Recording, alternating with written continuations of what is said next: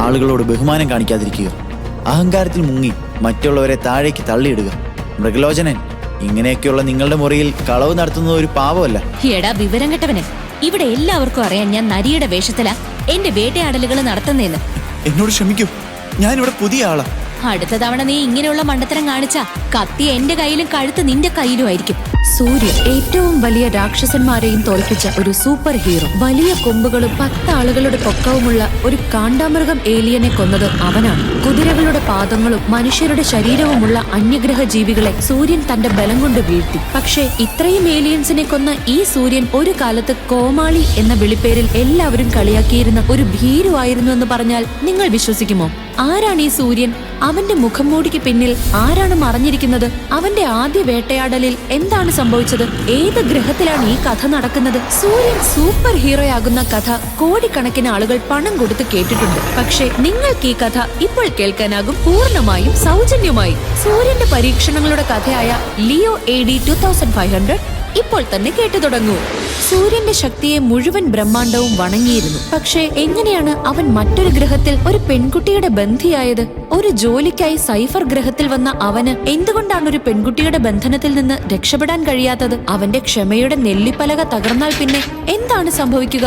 Cipher ഗ്രഹം നശിക്കുമോ? അതോ ഇതെല്ലാം ഒരു പുതിയ അധ്യായത്തിന്റെ തുടക്കമാകുമോ? പറയലിയോ, നിങ്ങൾക്ക് സൂര്യനിടയിൽ എന്താ ബന്ധം? എങ്ങനെ സൂര്യന്റെ ആയുധങ്ങൾ നിന്റെ കൈവശം വന്നതും നിന്നെ സംരക്ഷിക്കുന്നതും? വിപാഷയുടെ ഭീഷണികൾ കേൾക്കുമ്പോൾ ലിയോ വേദനയിൽ വിറച്ചുകൊണ്ട് കസേരയിൽ ഇരുന്നു. അവനെ അവൾ കെട്ടിയിട്ടിരിക്കുകയായിരുന്നു. എനിക്ക് സൂര്യനുമായി ഒരു ബന്ധവുമില്ല വിഭാഷ. ഞാൻ റൈഡൻ സിറ്റിയോടോ നിങ്ങളോടോ ഒരു ദ്രോഹവും ചെയ്തിട്ടില്ല. വിഭാഷ, സൈഫറിൽ സുരക്ഷയ്ക്കായി ഞങ്ങൾ ഇൻസ്റ്റാൾ ചെയ്ത ക്യാമറകളില് സൂര്യൻ ഷാൻഫിൽ നഗരത്തിലെ സുരക്ഷാധികാരി അംശിനെ കൊന്നതായി കാണാം. അവൻ അനേകം സേക്രഡ് ബ്ലഡ് ഡെവിൾ സോളുകളെ കൊന്നു. ഷാൻഫിൽ നഗരം കത്തിച്ച് നശിപ്പിച്ചു. 300-ലധികം സേക്രഡ് ജെയിൻ പോയിന്റുകളുള്ള കൊലയാളി സൂര്യനെ നീ ധിക്കരിക്കരുത് വിഭാഷ, അല്ലെങ്കിൽ നീയും കൊല്ലപ്പെടും. അവൻ എന്നെ കൊല്ലുന്നത് സാധ്യമല്ല. കാരണം അത്തരമൊരു വേട്ടക്കാരൻ കൊലയാളിക്കായി ഞാനൊരു പ്രത്യേക കെണി ഒരുക്കി വെച്ചിട്ടുണ്ട്. അവൻ തീർച്ചയായും നമ്മുടെ മുന്നിൽ വരും. വിപാഷയുടെ ഭീഷണികൾ കേൾക്കുമ്പോൾ ലിയോ വേദനയിൽ വിറച്ചുകൊണ്ട് കസേരയിൽ കെട്ടിയിട്ട അവസ്ഥയിലായിരുന്നു. ലിയോ വിപാഷയോട് ഒന്നും പറയാതിരുന്നപ്പോൾ വിപാഷ അവനെ വിട്ട് ദേഷ്യത്തോടെ അവിടെ നിന്ന് പോയി. എന്തുകൊണ്ടാണ് വിപാഷ ലിയോയോട് ഇത് ചെയ്തത്? ലിയോയ്ക്ക് എന്ത് തെറ്റിനാണ് ശിക്ഷ ലഭിച്ചത്? സൂര്യൻ എന്ന കൊലയാളിയെ കണ്ടെത്താൻ വേണ്ടി വിപാഷ എന്തുകൊണ്ടാണ് ലിയോയെ ഭീഷണിപ്പെടുത്തുന്നത്? ലിയോ AD 2500 എന്ന ഈ കഥ മനസ്സിലാക്കാൻ കഴിയുന്നത് ജീവിതത്തിൽ ഒരിക്കലെങ്കിലും തടസ്സങ്ങൾ നേരിട്ടവർക്ക് മാത്രമാണ്. സ്വന്തം ശക്തിയിൽ വിശ്വസിച്ചുകൊണ്ട് ഒറ്റയ്ക്ക് നിൽക്കാൻ പഠിച്ചവർക്ക് മാത്രമാണ്. എന്ത് ചെയ്താലും 3 മാസത്തിനുള്ളിൽ 3 കോടി രൂപ ഉണ്ടാക്കി ഞാൻ എന്റെ വീട് രക്ഷിക്കും. എന്നെ തന്നെ വിൽക്കേണ്ടി വന്നാലും ലോകമെമ്പാടുമുള്ളവരോട് പോരാടേണ്ടി വന്നാലും ഞാനത് ചെയ്തിരിക്കും. ലിയോയെ സഹായിക്കാൻ ആരുമില്ലാതിരുന്നപ്പോൾ ലിയോയുടെ അച്ഛന്റെ ഏറ്റവും അടുത്ത സുഹൃത്ത് ഡോക്ടർ ബെഞ്ചമിൻ മുന്നിൽ വന്നു.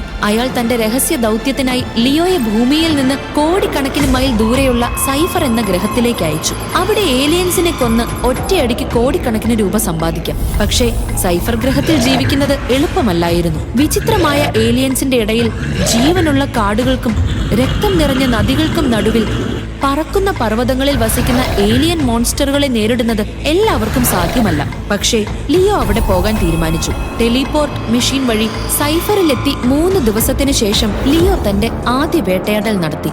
അവന്റെ ജീവിതം അന്നു മുതൽ മറ്റൊന്നാകാൻ തുടങ്ങി.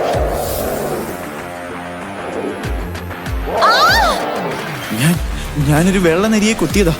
പക്ഷേ നരി അങ്ങനെ ഒരു പെൺകുട്ടിയായി മാറി. എടാ വിവരം കെട്ടവനെ, ഇവിടെ എല്ലാവർക്കും അറിയാൻ ഞാൻ നരിയുടെ വേഷത്തിലാ എന്റെ വേട്ടയാടലുകൾ നടത്തുന്നേന്ന്. എന്നോട് ക്ഷമിക്കൂ, ഞാനിവിടെ പുതിയ ആളാ. അടുത്ത തവണ നീ ഇങ്ങനെയുള്ള മണ്ടത്തരം കാണിച്ചാ കത്തി എന്റെ കയ്യിലും കഴുത്ത് നിന്റെ കയ്യിലുമായിരിക്കും. ഇന്നു മുതൽ നീ ഈ സൈഫർ ഗ്രഹത്തിൽ ഒറ്റയ്ക്കായിരിക്കും. ആരെങ്കിലും നിന്നോട് സൗഹൃദം കാണിക്കോ നിന്നെ സഹായിക്കാൻ ശ്രമിക്കുകയോ ചെയ്താ അവരെന്റെ ശത്രുവായിരിക്കും. വിപാഷ ഇത്രയും പറഞ്ഞ് തന്റെ വെള്ള ഡ്രാഗണിൽ കയറി അവിടെ നിന്ന് പോയി. എന്നാൽ ഇതിനുശേഷം ലിയോയുടെ ജീവിതം നരകത്തേക്കാൾ മോശമായി. ലിയോ പല തവണ വേട്ടയാടാൻ പോയി. പക്ഷെ ഓരോ തവണയും നിരാശ മാത്രമേ ബാക്കിയായുള്ളൂ. പലപ്പോഴും ലിയോ വെറും കൈയോടെ തിരിച്ചെത്തി. മാത്രമല്ല ആരും അവനോട് സംസാരിക്കാൻ കൂട്ടാക്കിയില്ല. ആരും അവനെ സഹായിക്കാനും മുന്നിൽ വന്നില്ല. എന്നാൽ ഇതെല്ലാം അവസാനിച്ചത് ഒരു സ്വർണ്ണ മൃഗത്തെ കൊണ്ട് ലിയോ ഒരു സ്വർണ്ണ കവചം നേടിയപ്പോഴാണ്. അന്നു മുതൽ അവന്റെ ജീവിതം പൂർണ്ണമായും മാറി. കാരണം ഇപ്പോൾ സൈഫറിന്റെ ഏറ്റവും ശക്തമായ സ്വർണ്ണ കവചം അവന്റെ പക്കലായിരുന്നു. എന്റെ കൈവശം ഇപ്പോ ഒരു സ്വർണ്ണ കവചത്തിന്റെ ശക്തി ഉണ്ടെന്ന് ഞാൻ ആരോടും പറയില്ല. പറഞ്ഞാൽ ഇവരെന്നിൽ നിന്ന് ഈ കവചവും പിടിച്ചെടുക്കും. ശക്തിയുടെ വിശപ്പുള്ളവർ ഒരിക്കലും ആരുടെയും സ്നേഹിതരല്ല. ലിയോ അറിയാതെ സൈഫറിന്റെ സുരക്ഷയ്ക്കായി റൈഡൻ സിറ്റി ഭൂമിയിൽ നിന്ന് കൊണ്ടുവന്ന ചില ക്യാമറകൾ അവിടെ ഇൻസ്റ്റാൾ ചെയ്തിരുന്നു. അതിലൂടെ റൈഡൻ സിറ്റി സൈഫറിൽ നിരീക്ഷണം നടത്തി. ലിയോ സ്വർണ്ണ കവചം ധരിച്ച് ഒരു നിഷിദ്ധ പ്രദേശത്തേക്ക് പോയി. അവിടെ വിഷം നിറച്ച പച്ച നിറത്തിലുള്ള വെട്ടുക്കിളികൾ ഉണ്ടായിരുന്നു. ലിയോ ഓരോന്നായി അവയെ കൊന്നു. അപ്പോൾ വിഭാഷയുടെ ഗ്യാങ്ങിൽ പ്രവർത്തിക്കുന്ന ജയ് ലിയോയെ കണ്ടുമുട്ടി. നീ ഒരു സാധാരണ മനുഷ്യനാണോ, അല്ലെങ്കിൽ മരണത്തിന്റെ ദേവനാണോ? നിന്റെ പേരെന്താണ്? നീ വിഷം നിറച്ച വെട്ടുകിളികളെ എങ്ങനെ കൊന്നു? നീ ഇവയെ എനിക്ക് വിൽക്കുമോ? ഞാൻ നിനക്ക് ഉയർന്ന വില നൽകും. ലിയോ മനസ്സിലാക്കി, ജയ് അവനെ ഇങ്ങനെ കണ്ടിട്ടുണ്ടെങ്കിൽ ഇത് റൈഡൻ സിറ്റിയിൽ എളുപ്പത്തിൽ പ്രചരിക്കും. ഇതിനെ തുടർന്ന് ലിയോ തന്റെ യാഥാർത്ഥ്യം മറച്ചുവെച്ച് ജയ്യോട് പറഞ്ഞു, എന്റെ പേര് സൂര്യനാണ്. നിനക്കെന്നെ മരണത്തിന്റെ ദേവൻ എന്ന് വിളിക്കാം. ആരുടെ ജീവൻ എടുക്കുന്നതും എനിക്ക് വെറും കുട്ടിക്കളിയാ. ഇനി പറയൂ, ഇവയ്ക്ക് നീ എന്ത് വില നൽകും? ഞാൻ നിനക്ക് ഈ 1.5 ഡസൻ വെട്ടുകിളികൾക്ക് 50 ലക്ഷം രൂപ നൽകാം. നീ എനിക്ക് വേണ്ടി വലിയ വേട്ടകൾ നടത്തിയ നീ ആവശ്യപ്പെടുന്ന എത്ര വലിയ വിലയും ഞാൻ നൽകാം. ഇവിടെ നിന്നാണ് ലിയോയുടെ, അതായത് സൂര്യന്റെ യഥാർത്ഥ കളി തുടങ്ങിയത്. ലിയോ സൂര്യനായി മാറി ഉയർന്ന ലെവലിലുള്ള ഏലിയൻസിനെ വേട്ടയാടി അവ ജയ്ക്ക് വിൽക്കുകയും കോടിക്കണക്കിന് രൂപ സമ്പാദിക്കുകയും ചെയ്തു. അവസരം കിട്ടിയപ്പോൾ ഭൂമിയിൽ പോയി ലിയോ തന്റെ വീട് രക്ഷിച്ചു. ഒരിക്കൽ ലിയോയുടെ കുടുംബത്തെ അപമാനിച്ചവർക്ക് മറുപടി നൽകി. പക്ഷെ വീട് രക്ഷിക്കുക മാത്രമല്ല ലിയോയുടെ ലക്ഷ്യം. അവന്റെ കണ്ണുകളിൽ ഇപ്പോൾ ശക്തിയുടെയും പണത്തിന്റെയും രുചി തട്ടിയിരിക്കുന്നു. എന്റെ കുടുംബത്തിന് ഏറ്റവും മികച്ച ജീവിതം നൽകാൻ എനിക്ക് കൂടുതൽ പണം സമ്പാദിക്കണം. പക്ഷേ ഇത് ലിയോ ചിന്തിച്ചത്ര എളുപ്പമാണോ? ഇപ്പോൾ സൈഫർ ഗ്രഹം അത്ര സുരക്ഷിതമാണോ? ലിയോ തിരികെ സൈഫറിൽ വന്ന് വേട്ടയാടാൻ തുടങ്ങി. പക്ഷേ ഒരു ദിവസം അവൻ വേട്ടയാടാൻ തുടങ്ങുന്നതിന് മുൻപ് ഒരു അജ്ഞാതൻ ലിയോയുടെ മുന്നിൽ വന്നു നിന്നു. താങ്കൾക്ക് ഈ സ്വർണ്ണ കവചം ധരിക്കാൻ യോഗ്യതയില്ല. ഈ കവചം എന്റെ കൈവശമായിരിക്കണം. ഇതെന്റെ അവകാശമാണ്. സ്വന്തം ജീവൻ പ്രിയപ്പെട്ടതാണെങ്കിൽ ഇത് നീ എനിക്ക് തരൂ. എന്നിട്ട് മര്യാദയ്ക്ക് തിരിച്ചു പോകൂ. സൂര്യന്റെ യോഗ്യത തീരുമാനിക്കുന്നതിന് മുൻപ് ഈ കവചം ധരിക്കാൻ ഒരു വീരന്റെ ആവശ്യകതയുണ്ടെന്ന് നിനക്കറിയാമായിരിക്കണം. നിന്നെ പോലെ ഒരു കോമഡി പീസിന് അത് കഴിയില്ല. സ്വർണ്ണ കവചത്തിനായി ആൻഷും സൂര്യനും പരസ്പരം ശത്രുക്കളായി. പക്ഷെ സൂര്യൻ തന്റെ ഹൈപ്പർ ജീൻ മാർഷൽ ആർട്സിന്റെ സ്റ്റണ്ട് ഓപ്ഷൻ ഉപയോഗിച്ച് ആൻഷിനെ മരണത്തിന്റെ വാതിൽക്കൽ എത്തിച്ചു. എന്നാൽ ആൻഷ് ആരാണെന്ന് സൂര്യൻ അറിയില്ലായിരുന്നു. ആൻഷിന്റെ മരണത്തിന് ശേഷം സൂര്യൻ ലിയോ ആയി റൈഡൻ സിറ്റിയിൽ തിരിച്ചെത്തിയപ്പോൾ അവിടെ വലിയൊരു കലാപം നടന്നു. ഹേയ്, ഈ സ്വർണ്ണ കവചം ധരിച്ച ഈ മനുഷ്യൻ ഒരു കൊലപാതകിയാണ്. ഇവൻ ഷാൻവിൽ നഗരത്തിലെ സുരക്ഷാധികാരി അംശിനെ ക്രൂരമായി കൊന്നു. ഹേ വിഭാഷ, മൃഗലോചനനും നിഘണ്ടനും സെക്യൂരിറ്റി ക്യാമറകൾ പരിശോധിച്ചപ്പോൾ സ്വർണ്ണ കവചം ധരിച്ച ഈ മനുഷ്യൻ ആ വനത്തിലെ നിഷിദ്ധ പ്രദേശത്ത് കാണപ്പെട്ടു. അവൻ അവിടെയുള്ള എല്ലാ ഏലിയൻസിനെയും ഒറ്റയ്ക്ക് കൊന്നു. ലിയോയ്ക്ക് അറിയില്ലായിരുന്നു ആളുകളുടെ നോട്ടം അവന്റെ മേലുണ്ടെന്ന്. സൂര്യനായി അനേകം ഏലിയൻസിനെ കൊന്ന ലിയോ ഇപ്പോൾ ഒരു കൊലപാതകയായി അറിയപ്പെടുന്നു. ഇപ്പോൾ സൈഫർ ഗ്രഹം സൂര്യന്, അതായത് ലിയോയ്ക്ക് മരണത്തിന്റെ കൂടാരമായി മാറിയിരിക്കുന്നു. പണത്തിന്റെ വൃക്ഷങ്ങൾ സൈഫറിൽ എന്തുകൊണ്ട് വളരുന്നില്ല? ഇവിടെ എല്ലാ അത്ഭുതങ്ങളും ഉണ്ടെങ്കിൽ ഒരു പണത്തിന്റെ വൃക്ഷം കൂടി ഉണ്ടായിരിക്കണമായിരുന്നു. ഈ ഡൂംസ്ഡേ സീരീസിന്റെ അത്ഭുതകരമായ അമ്പും വില്ലും 5000 അടി ദൂരത്തെ ലക്ഷ്യത്തെ എളുപ്പത്തിൽ തുളയ്ക്കും. പക്ഷെ പണം എവിടെ നിന്ന് കിട്ടും? ഇനി സൂര്യനായി പുറത്ത് ചുറ്റിത്തിരിയാനും കഴിയില്ല. പെട്ടെന്ന് ലിയോയുടെ മനസ്സിൽ ഒരാശയം തോന്നി. അവന്റെ ശാഠ്യമുള്ള മനസ്സിൽ ഒരാശയം വന്നു. സൂര്യനായി പുറത്ത് ചുറ്റിത്തിരിയാൻ കഴിയുന്നില്ലെങ്കിൽ എന്ത്? മൃഗലോചനന്റെ മുറിയിൽ സൂര്യനായി കിടക്കാമല്ലോ. അവിടെയുള്ള ഡെവിൾ സോൾ മോഷ്ടിച്ച് വിൽക്കാം. ഒരമ്പിൽ 2 അല്ല, ഇത്തവണ 3 ലക്ഷം നേടാം. കള്ളന്റെ വീട്ടിൽ കളവ്, കൊള്ളയായി പണം, പിന്നെ എന്റെ അമ്പും വില്ലും. ലിയോയ്ക്ക് അറിയാമായിരുന്നു ഇതൊരു അപകടം പിടിച്ച കാര്യമാണെന്ന്. പക്ഷേ എന്നിട്ടും അവൻ ആ വലിയ മോഷണം നടത്താൻ പുറപ്പെട്ടു. ആളുകളോട് ബഹുമാനം കാണിക്കാതിരിക്കുക, അഹങ്കാരത്തിൽ മുങ്ങി മറ്റുള്ളവരെ താഴേക്ക് തള്ളിയിടുക. മൃഗലോചനൻ, ഇങ്ങനെയൊക്കെയുള്ള നിങ്ങളുടെ മുറിയിൽ കളവ് നടത്തുന്നത് ഒരു പാവമല്ല, മറിച്ച് സൂര്യന്റെ നീതി എന്ന് വിളിക്കപ്പെടും. ലിയോ തന്റെ സ്വർണ്ണ കവചം ധരിച്ചു. പിന്നെ മൃഗലോചനന്റെ മുറിയിൽ ഒരു ചെറിയ മോഷണം നടത്തി. അത് മുഴുവൻ റൈഡൻ സിറ്റിയെ കുലുക്കി വിട്ടു. സെക്യൂരിറ്റി ക്യാമറയെ കണ്ടതാണ്. സൂര്യൻ എന്റെ മുറിയിൽ കളവ് നടത്തിയിരിക്കുന്നു. എങ്ങനെയാണ് അവൻ എന്റെ റൈഡൻ സിറ്റിക്കുള്ളിൽ കടന്നത്? ലിയോ തന്നെയാണ് സൂര്യൻ എന്നവർ തിരിച്ചറിയുമോ? ഇനി എന്താണ് അവിടെ സംഭവിക്കാൻ പോകുന്നത്? ലിയോയുടെ സത്യം എല്ലാവരുടെയും മുന്നിൽ വെളിവാകുമ്പോൾ എന്ത് സംഭവിക്കും? ഈ കഥ കോടിക്കണക്കിന് ആളുകൾക്ക് ഇഷ്ടപ്പെട്ടിട്ടുണ്ട്.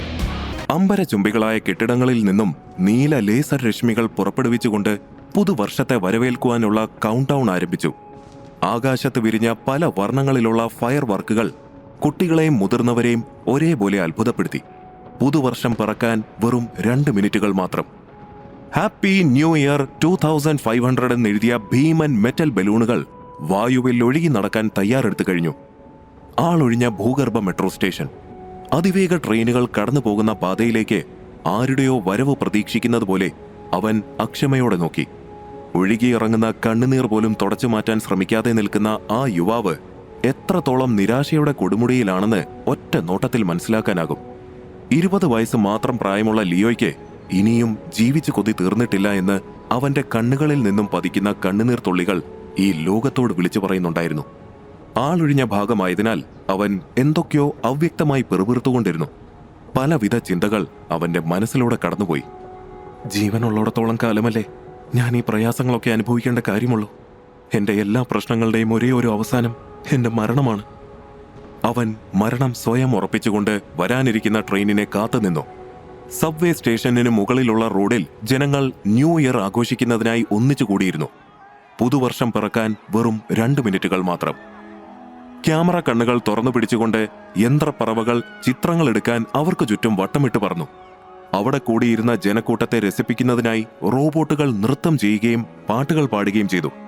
പല വർണ്ണങ്ങളിലുള്ള ഡിജിറ്റൽ സ്ക്രീനുകളാലും വർണ്ണ വിളക്കുകളാലും സിറ്റി മുഴുവൻ അലങ്കരിക്കപ്പെട്ടിരിക്കുന്നു.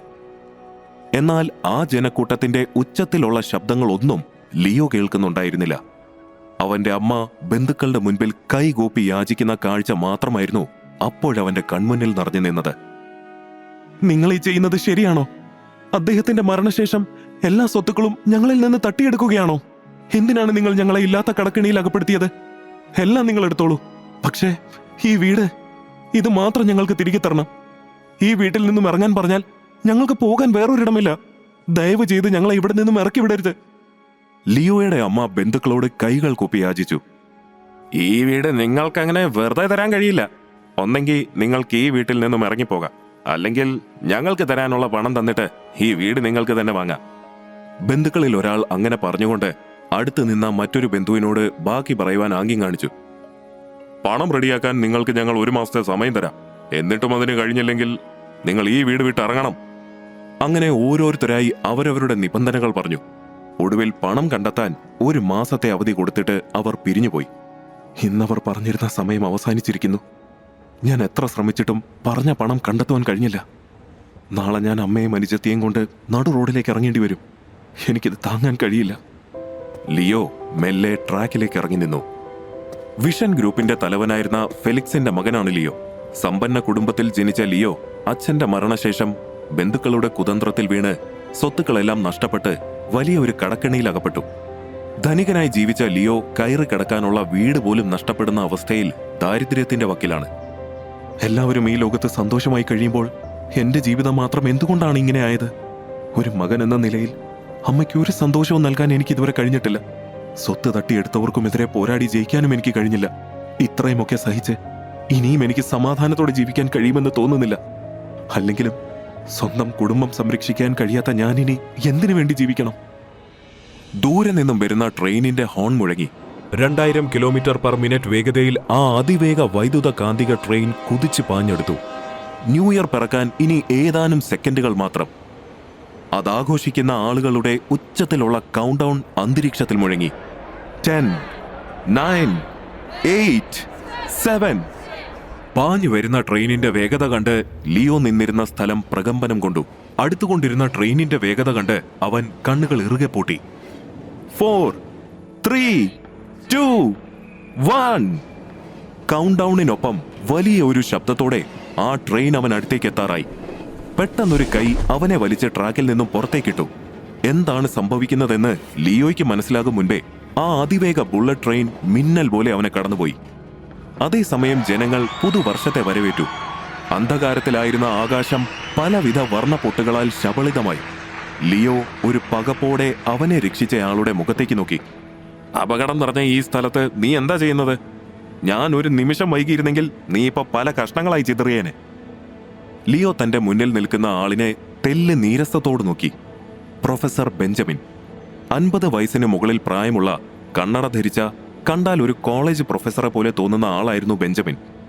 എന്തിനാണ് സാർ നിങ്ങൾ എന്നെ രക്ഷിച്ചത്? ജീവിതത്തിലോ സമാധാനമില്ല. ഇപ്പൊ നിങ്ങൾ എന്നെ സമാധാനമായി മരിക്കാൻ കൂടി അനുവദിച്ചില്ല. ഇനി നിങ്ങൾക്ക് എന്താണ് വേണ്ടത്? ലിയോയുടെ കണ്ണുകൾ നിറഞ്ഞൊഴുകി. നീ ആരാണ്? ഈ പ്രായത്തിൽ നിനക്കെന്താണ് ഇത്ര ബുദ്ധിമുട്ട്? നിന്റെ പ്രശ്നം എന്താണെങ്കിലും എന്നോട് പറയൂ. എന്നെ കൊണ്ട് കഴിയുന്ന വിധത്തിൽ ഞാൻ നിന്നെ സഹായിക്കാം. നിങ്ങൾക്ക് എന്നെ സഹായിക്കാൻ കഴിയുമോ? എന്റെ പ്രശ്നങ്ങളെല്ലാം സോൾവ് ചെയ്യാൻ കഴിയുമോ? വെറുതെ തമാശ പറയരുത് സാർ. ഒരു പരിചയവുമില്ലാത്ത എന്നെ നിങ്ങൾ എന്തിനു സഹായിക്കണം? ലിയോയ്ക്ക് ദേഷ്യം വരുന്നുണ്ടായിരുന്നു. ബെഞ്ചമിൻ നേരിയൊരു പുഞ്ചിരിയോടെ അവനെ നോക്കി. അടുത്ത നിമിഷം അയാൾ ഇടത് കൈ വായുവിലേക്ക് ഉയർത്തി. നോവ, ഇവനെ സ്കാൻ ചെയ്യൂ. പെട്ടെന്ന് ബെഞ്ചമിന്റെ കയ്യിലുണ്ടായിരുന്ന വാച്ച് ചെറിയൊരു റോബോട്ടായി രൂപാന്തരപ്പെട്ട് അതിന്റെ ചെറിയ യന്ത്രച്ചിറകുകൾ വിരിച്ച് പറന്നു പൊങ്ങി. അത് ലിയോയ്ക്ക് മുന്നിൽ വന്ന് നിന്നു. ലിയോ അതിനെ കൗതുകത്തോടെ നോക്കി. ആ ചെറിയ റോബോട്ട് ലിയോയെ സ്കാൻ ചെയ്തു. അവർക്ക് മുന്നിൽ ഒരു ഡിജിറ്റൽ സ്ക്രീൻ തെളിഞ്ഞു. അതിൽ ലിയോയുടെ വിവരങ്ങളെല്ലാം ഉണ്ടായിരുന്നു. വിഷൻ ഗ്രൂപ്പിന്റെ മേധാവിയായിരുന്ന ഫെലിക്സിന്റെ മകനാണ് ലിയോ എന്നുള്ള കാര്യം ബെഞ്ചമിൻ ശ്രദ്ധിച്ചു. നീ ഫെലിക്സിന്റെ മകനാണോ? എന്റെ പേര് പ്രൊഫസർ ബെഞ്ചമിൻ. നിന്റെ അച്ഛൻ എന്നെ നന്നായിട്ടറിയാം. കുറച്ച് വർഷങ്ങൾക്ക് മുൻപ് എൻ്റെ ഒരു പ്രൊജക്റ്റിന് വേണ്ടി നിന്റെ അച്ഛൻ വലിയൊരു തുക സംഭാവന ചെയ്തിരുന്നു. അദ്ദേഹം വലിയൊരു മനുഷ്യനായിരുന്നു. ഞാൻ അദ്ദേഹത്തോട് എന്നും കടപ്പെട്ടിരിക്കുന്നു. ബെഞ്ചമിൻ തൻ്റെ അച്ഛനെക്കുറിച്ച് പറയുന്നത് കേട്ടപ്പോൾ ലിയോയ്ക്ക് അല്പം ആശ്വാസം തോന്നി. പക്ഷേ ഫെലിക്സിന്റെ മകനെ ഈ അവസ്ഥയിൽ കാണേണ്ടി വരുമെന്ന് ഞാൻ ഒരിക്കലും പ്രതീക്ഷിച്ചില്ല. ലിയോ, എന്താണ് സംഭവിച്ചതെന്ന് എന്നോട് തുറന്നു പറയൂ. ബെഞ്ചമിൻ പറയുന്നത് കേട്ടപ്പോൾ ലിയോയ്ക്ക് അയാളെ വിശ്വസിക്കാമെന്ന് തോന്നി. അവൻ നടന്നതെല്ലാം അയാളോട് തുറന്നു പറഞ്ഞു. ചതി, അതാണ് എന്നെ ഈ അവസ്ഥയിൽ എത്തിച്ചത്. അച്ഛൻ മരിച്ചപ്പോൾ ഇല്ലാത്ത ബാധ്യതകളുടെ പേരും പറഞ്ഞ് ബന്ധുക്കൾ എല്ലാ സ്വത്തുക്കളും കൈവശപ്പെടുത്തി. താമസിക്കുന്ന വീട് പോലും ഞങ്ങൾക്ക് സ്വന്തമല്ലെന്നാണ് അവർ പറയുന്നത്. നാളെ എൻ്റെ അമ്മയെയും പെങ്ങളെയും കൂട്ടി ഞാൻ അവിടെ നിന്നും തെരുവിലേക്ക് ഇറങ്ങേണ്ടി വരും. അമ്മയ്ക്ക് ഒരുപാട് അസുഖങ്ങളുണ്ട്. മരുന്ന് വാങ്ങാൻ പോലും പണമില്ല. അവർക്കൊരു നേരത്തെ ഭക്ഷണം കൊടുക്കാൻ പോലും എന്നെ കൊണ്ട് കഴിയുന്നില്ല. എൻ്റെ ജീവിതം കൊണ്ട് ഒരു പ്രയോജനവുമില്ല സാർ. അതുകൊണ്ടാണ് ഞാൻ മരിക്കാൻ തീരുമാനിച്ചത്. അവന്റെ കണ്ണുകളിൽ നിരാശ തെളിഞ്ഞു നിന്നിരുന്നു. ലിയോ പറഞ്ഞത് കേട്ട് ബെഞ്ചമിന് ദേഷ്യം വന്നു. ശാസ്ത്രവും സാങ്കേതിക വിദ്യയും എത്രമാത്രം വളർന്ന് മനുഷ്യന്റെ ജീവിത സാഹചര്യം മെച്ചപ്പെടുത്തിയാലും അവൻ അപ്പോഴും അവന്റെ വികാരങ്ങൾക്ക് അടിമപ്പെട്ടവനായിരിക്കും. ബെഞ്ചമിൻ പുച്ഛത്തോടെ ചിരിച്ചു. അപ്പോൾ പണമാണ് നിന്റെ പ്രശ്നം അല്ലേ? അതെ, ലിയോ തലയാട്ടി. ബെഞ്ചമിൻ പാൻസിന്റെ പോക്കറ്റിൽ നിന്നും ഒരു ക്രെഡിറ്റ് കാർഡ് എടുത്ത് അവന് നേർക്ക് നീട്ടി. ഇതെന്റെ ബാങ്കിന്റെ ക്രെഡിറ്റ് കാർഡാണ്. ആജീവനാന്ത ആക്സസ് ചെയ്യാവുന്നത്. ഇതിൽ നിന്നും നിനക്ക് എത്ര പണം വേണമെങ്കിലും എടുക്കാം. നിന്റെ പ്രോബ്ലംസ് എല്ലാം സോൾവ് ചെയ്യാം. ബെഞ്ചമിൻ നീട്ടിയ ആ കാർഡിലേക്ക് ലിയോ അവിശ്വസനീയതയോടെ നോക്കി. എന്നാൽ അവനത് വാങ്ങാനായി കൈ നീട്ടിയതും ബെഞ്ചമിൻ ആ കാർഡ് പുറകിലേക്ക് വലിച്ചു. പക്ഷേ ഒരു കണ്ടീഷനുണ്ട്. അതെന്താണെന്നറിയാനായി ലിയോ ആകാംക്ഷയോടെ ബെഞ്ചമിനെ നോക്കി. നീ എനിക്ക് വേണ്ടി ഒരു സ്ഥലം വരെ പോകേണ്ടി വരും. അതിന് സമ്മതമാണെങ്കിൽ നിനക്ക് വേണ്ടത്ര പണം ഞാൻ നൽകും. എൻ്റെ കണ്ടീഷൻസ് അംഗീകരിച്ചാൽ മാത്രമേ നിനക്കത് ലഭിക്കൂ. ലിയോ, നന്നായി ആലോചിച്ച ഒരു തീരുമാനത്തിലെത്തിയാൽ മതി. പക്ഷെ ഒന്നോർത്തോളൂ, നിന്റെ കുടുംബത്തിനെ രക്ഷിക്കാൻ ഇതിനേക്കാൾ മികച്ചൊരു വഴി നിനക്ക് കണ്ടെത്താൻ കഴിയില്ല. ലിയോ കുറച്ചു നേരം ആലോചിച്ചിട്ട് ബെഞ്ചമിനെ നോക്കി. അവന്റെ മുഖത്തപ്പോൾ എന്തോ തീരുമാനിച്ചുറപ്പിച്ചതുപോലെ ഒരു പുഞ്ചിരി തെളിഞ്ഞു. മരിക്കാൻ തീരുമാനിച്ചിരുന്ന എൻ്റെ മുന്നിലേക്ക് എന്ത് കണ്ടീഷൻ വെച്ചാലും ഞാനത് സ്വീകരിക്കും. എൻ്റെ കുടുംബത്തിന് വേണ്ടി എന്ത് ചെയ്യാനും ഞാൻ തയ്യാറാണ്. സാർ പറയുന്ന സ്ഥലം എവിടാണെങ്കിലും അവിടേക്ക് പോകാൻ ഞാൻ തയ്യാറാണ്. നല്ല തീരുമാനം ലിയോ. എൻ്റെ എല്ലാ ഡീറ്റെയിൽസും ആ കാർഡിലുണ്ട്. ഒരു കാര്യം കൂടി, നീ 2 മണിക്കൂറിനുള്ളിൽ എൻ്റെ ലാബിലെത്തണം. വൈകരുത്, എനിക്കത് ഇഷ്ടമല്ല. ലിയോ അനുസരണയോടെ തലയാട്ടി. ബെഞ്ചമിൻ്റെ ആജ്ഞ അനുസരിച്ച് ആ ചെറിയ റോബോട്ട് നോവ തിരികെ പറന്ന് അയാളുടെ കയ്യിലിരുന്ന് ഒരു വാച്ചായി മാറി. ലിയോ കയ്യിലിരുന്ന കാർഡിലേക്ക് നോക്കി. അതിൽ പ്രൊഫസർ ബെഞ്ചമിൻ സയന്റിസ്റ്റ് എന്ന് അച്ചടിച്ചിരുന്നു. അപ്പോ ഹാപ്പി ന്യൂ ഇയർ ലിയോ. നമുക്ക് ലാബിൽ വെച്ച് വീണ്ടും കാണാം. ബെഞ്ചമിൻ ലിയോയോട് യാത്ര പറഞ്ഞ് അവിടെ നിന്നും പോയി. ലിയോ നടക്കുന്ന വഴിയിൽ കയ്യിലിരുന്ന കാർഡ് തിരിച്ചു മറിച്ചു നോക്കി. അപ്പോഴും അവന്റെ മനസ്സ് ബെഞ്ചമിൻ പറഞ്ഞതെല്ലാം പൂർണ്ണമായും വിശ്വസിക്കാൻ കഴിയാത്ത അവസ്ഥയിലായിരുന്നു. ലിയോ വഴിയരികിൽ ഉണ്ടായിരുന്ന ATM മെഷീനിൽ കാർഡ് തിരികെ ആവശ്യമുള്ള അത്രയും പണമെടുത്തു. അതോടെ ബെഞ്ചമിനെ പൂർണ്ണമായും വിശ്വസിക്കാമെന്നവൻ ഉറപ്പിച്ചു. വേണ്ടത്ര പണം കയ്യിൽ വന്ന ആവേശത്തിൽ അവൻ വീട്ടിലേക്കോടി. അവൻ വീട്ടിലെത്തിയപ്പോൾ അവന്റെ ഇളയ സഹോദരി മുറ്റത്തിരുന്ന് പൊട്ടിയ കളിപ്പാട്ടങ്ങൾ ഉപയോഗിച്ച് കളിക്കുകയായിരുന്നു. അവൾക്കൊരു നിറഞ്ഞ പുഞ്ചിരി സമ്മാനിച്ചിട്ട് അവൻ അടുക്കളയിലേക്കെത്തി. അവിടെ ജോലി ചെയ്തുകൊണ്ടിരുന്ന അമ്മയെ ഹാളിലേക്ക് കൂട്ടിക്കൊണ്ടുവന്ന് അവൻ കയ്യിലെ പണം കാണിച്ചു. നിനക്ക് എവിടുന്നാ ലിയോ ഇത്രയും പണം? അതമ്മേ, ഞാനിന്ന് അച്ഛൻ്റെ ഒരു കൂട്ടുകാരനെ കണ്ടു. നമ്മുടെ ബുദ്ധിമുട്ടുകളെല്ലാം അറിഞ്ഞപ്പോൾ ആ വലിയ മനുഷ്യൻ അദ്ദേഹത്തിന്റെ ക്രെഡിറ്റ് കാർഡ് എന്നെ ഏൽപ്പിച്ചിട്ട് ആവശ്യത്തിനുള്ള പണമെടുത്തോളാൻ പറഞ്ഞു. മാത്രമല്ല നല്ല ശമ്പളമുള്ള ജോലിയും എനിക്ക് തന്നു. ഇത് വെറുമൊരു അഡ്വാൻസ് മാത്രമാ അമ്മേ. ഇതെടുത്ത് നമ്മുടെ കടമെല്ലാം വീട്ടാം.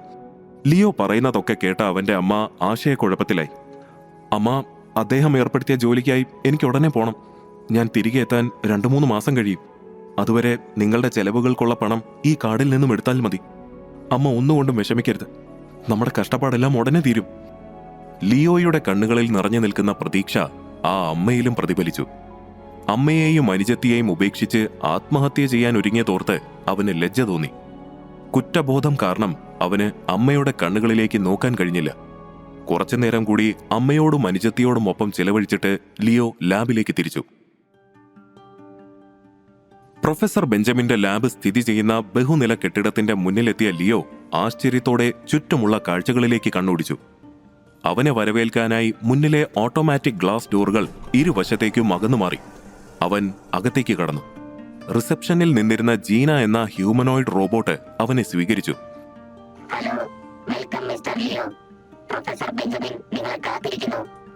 ലിയോ റോബോട്ടിനെ പിന്തുടർന്ന് ബെഞ്ചമിൻ അടുത്തേക്കെത്തി. ബെഞ്ചമിൻ അവിടെ വലിയൊരു മെഷീൻ നന്നാക്കുകയായിരുന്നു. ആ മെഷീനിന് ചുറ്റും വയറുകൾ കൂടിപ്പടഞ്ഞു കിടന്നിരുന്നു. കൂടാതെ വലിയ വളയങ്ങളും നടുവിലായി ഒരു ചതുര കസേരയും സ്ഥാപിച്ചിരുന്നു. വരൂ ലിയോ, ഞാൻ നിനക്ക് പോകാനുള്ള വാഹനം തയ്യാറാക്കി നിന്നെ കാത്തിരിക്കുകയായിരുന്നു. ലിയോയെ കണ്ട ബെഞ്ചമിൻ ആഹ്ലാദത്തോടെ അവനെ ആ മെഷീനിനടുത്തേക്ക് ക്ഷണിച്ചു. ഞാൻ എവിടേക്കാണ് പോകേണ്ടതെന്ന് പ്രൊഫസർ ഇതുവരെ പറഞ്ഞില്ലല്ലോ. ലിയോ ആകാംക്ഷയോടെ ബെഞ്ചമിനോട് ചോദിച്ചു. ബെഞ്ചമിൻ മുന്നിലുണ്ടായിരുന്ന അത്യാധുനിക കമ്പ്യൂട്ടറിലെ ഒരു ബട്ടൺ പ്രസ് ചെയ്തു. അവർക്ക് മുന്നിൽ വലിയൊരു ഹോളോഗ്രാഫിക് സ്ക്രീൻ തുറന്നു വന്നു. അതിൽ ഭൂമിയെ പോലെ മനുഷ്യർ ജീവിക്കുന്ന അനേകം ഗ്രഹങ്ങളുണ്ടായിരുന്നു. ലിയോ അത്ഭുതത്തോടെ അതിലെ കാഴ്ചകൾ നോക്കി. ബെഞ്ചമിൻ അതിൽ ഭൂമിയെ പോലെ തോന്നിക്കുന്ന ഒരു ഗ്രഹത്തിന്റെ ഇമേജ് വലുതാക്കി ലിയോയെ കാണിച്ചു. ഇതാണ് പ്ലാനറ്റ് സൈഫർ. നമ്മുടെ ഭൂമിയെ പോലെ മറ്റൊരു ഗ്രഹം, അതായത് പാരലൽ യൂണിവേഴ്സിൽ നിലനിൽക്കുന്ന മറ്റൊരു ഭൂമി. നിലവിൽ മനുഷ്യരാശിക്ക് ലഭ്യമായിരിക്കുന്ന ഏറ്റവും വലിയ നിധിയാണ് സൈഫർ ഗ്രഹം. ഈ ഗ്രഹത്തിലേക്കാണ് ഞാൻ നിന്നെ അയക്കാൻ പോകുന്നത്. ലിയോ കൗതുകത്തോടെ മുന്നിൽ കാണുന്ന സ്ക്രീനിലേക്ക് നോക്കി. ഭൂമിക്കിനി അധികമായി ഉണ്ടാകില്ല ലിയോ. ഈ ലോകം നശിച്ചാലും മനുഷ്യരാശി നിലനിൽക്കണമെന്നാണ് എൻ്റെ ആഗ്രഹം. അതുകൊണ്ട് ഞാൻ നേരത്തെ തന്നെ ഒരു ഡേറ്റ കളക്ടിംഗ് ഡിവൈസിനെ സൈഫറിലേക്ക് ടെലിപ്പോർട്ട് ചെയ്തിരുന്നു. പക്ഷേ ആ ഡിവൈസിനുണ്ടായ ചെറിയൊരു തകരാർ മൂലം എനിക്ക് അവിടെ നിന്നും വിവരങ്ങളൊന്നും ലഭിക്കുന്നില്ല.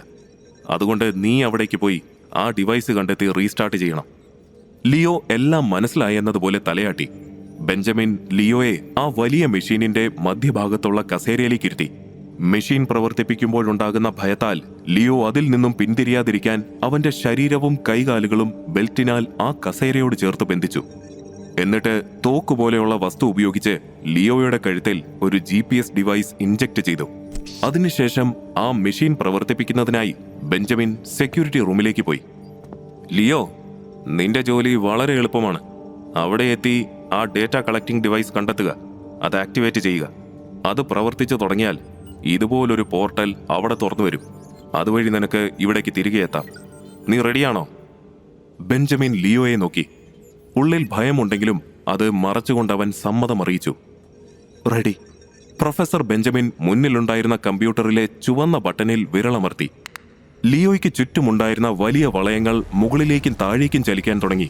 മെല്ലെ മെല്ലെ എഞ്ചിന്റെ വേഗത കൂടി. ലിയോയുടെ കണ്ണുകൾ ഭയത്താൽ വിടർന്നു. അതിൽ നിന്നുമുണ്ടാകുന്ന റേഡിയേഷൻ തന്റെ ശരീരത്തിലേക്ക് തുളച്ച് കയറുന്നതുപോലെ അവന് അനുഭവപ്പെട്ടു. ശരീരം തൂവലുപോലെ ഭാരമില്ലാതായി.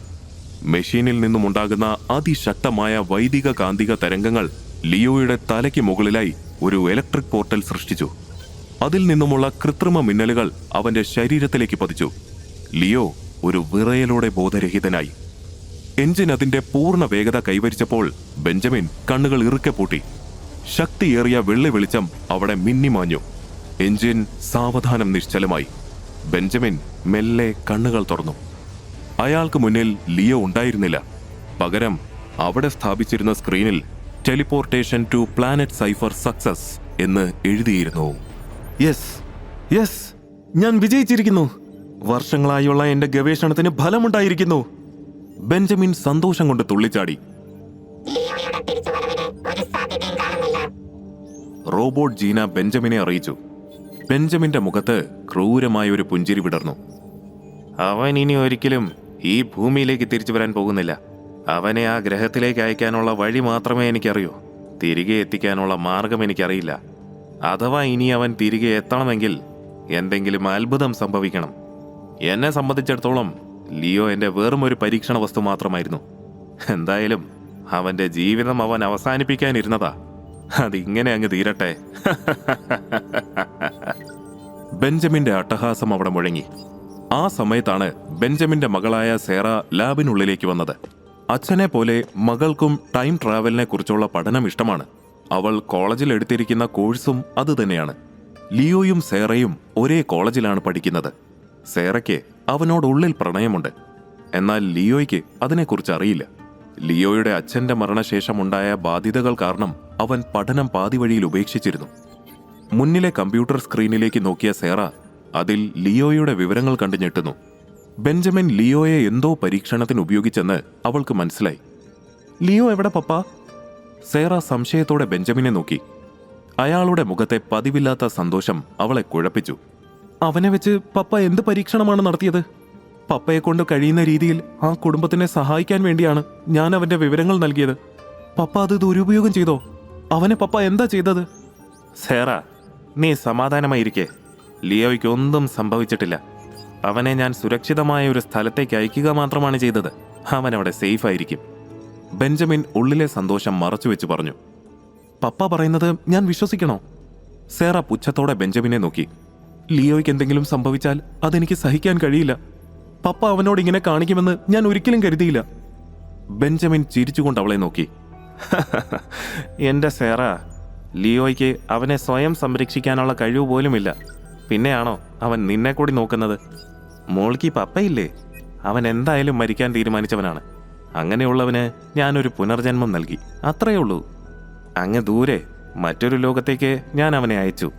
ഇനി അതാണ് അവന്റെ ലോകം. സേറ കേട്ടതൊന്നും വിശ്വസിക്കാൻ കഴിയാതെ മുന്നിലുള്ള ഹോളോഗ്രാഫിക് സ്ക്രീനിലേക്ക് നോക്കി. അവിടെ പ്ലാനറ്റ് സൈഫർ മെല്ലെ കറങ്ങുന്നുണ്ടായിരുന്നു.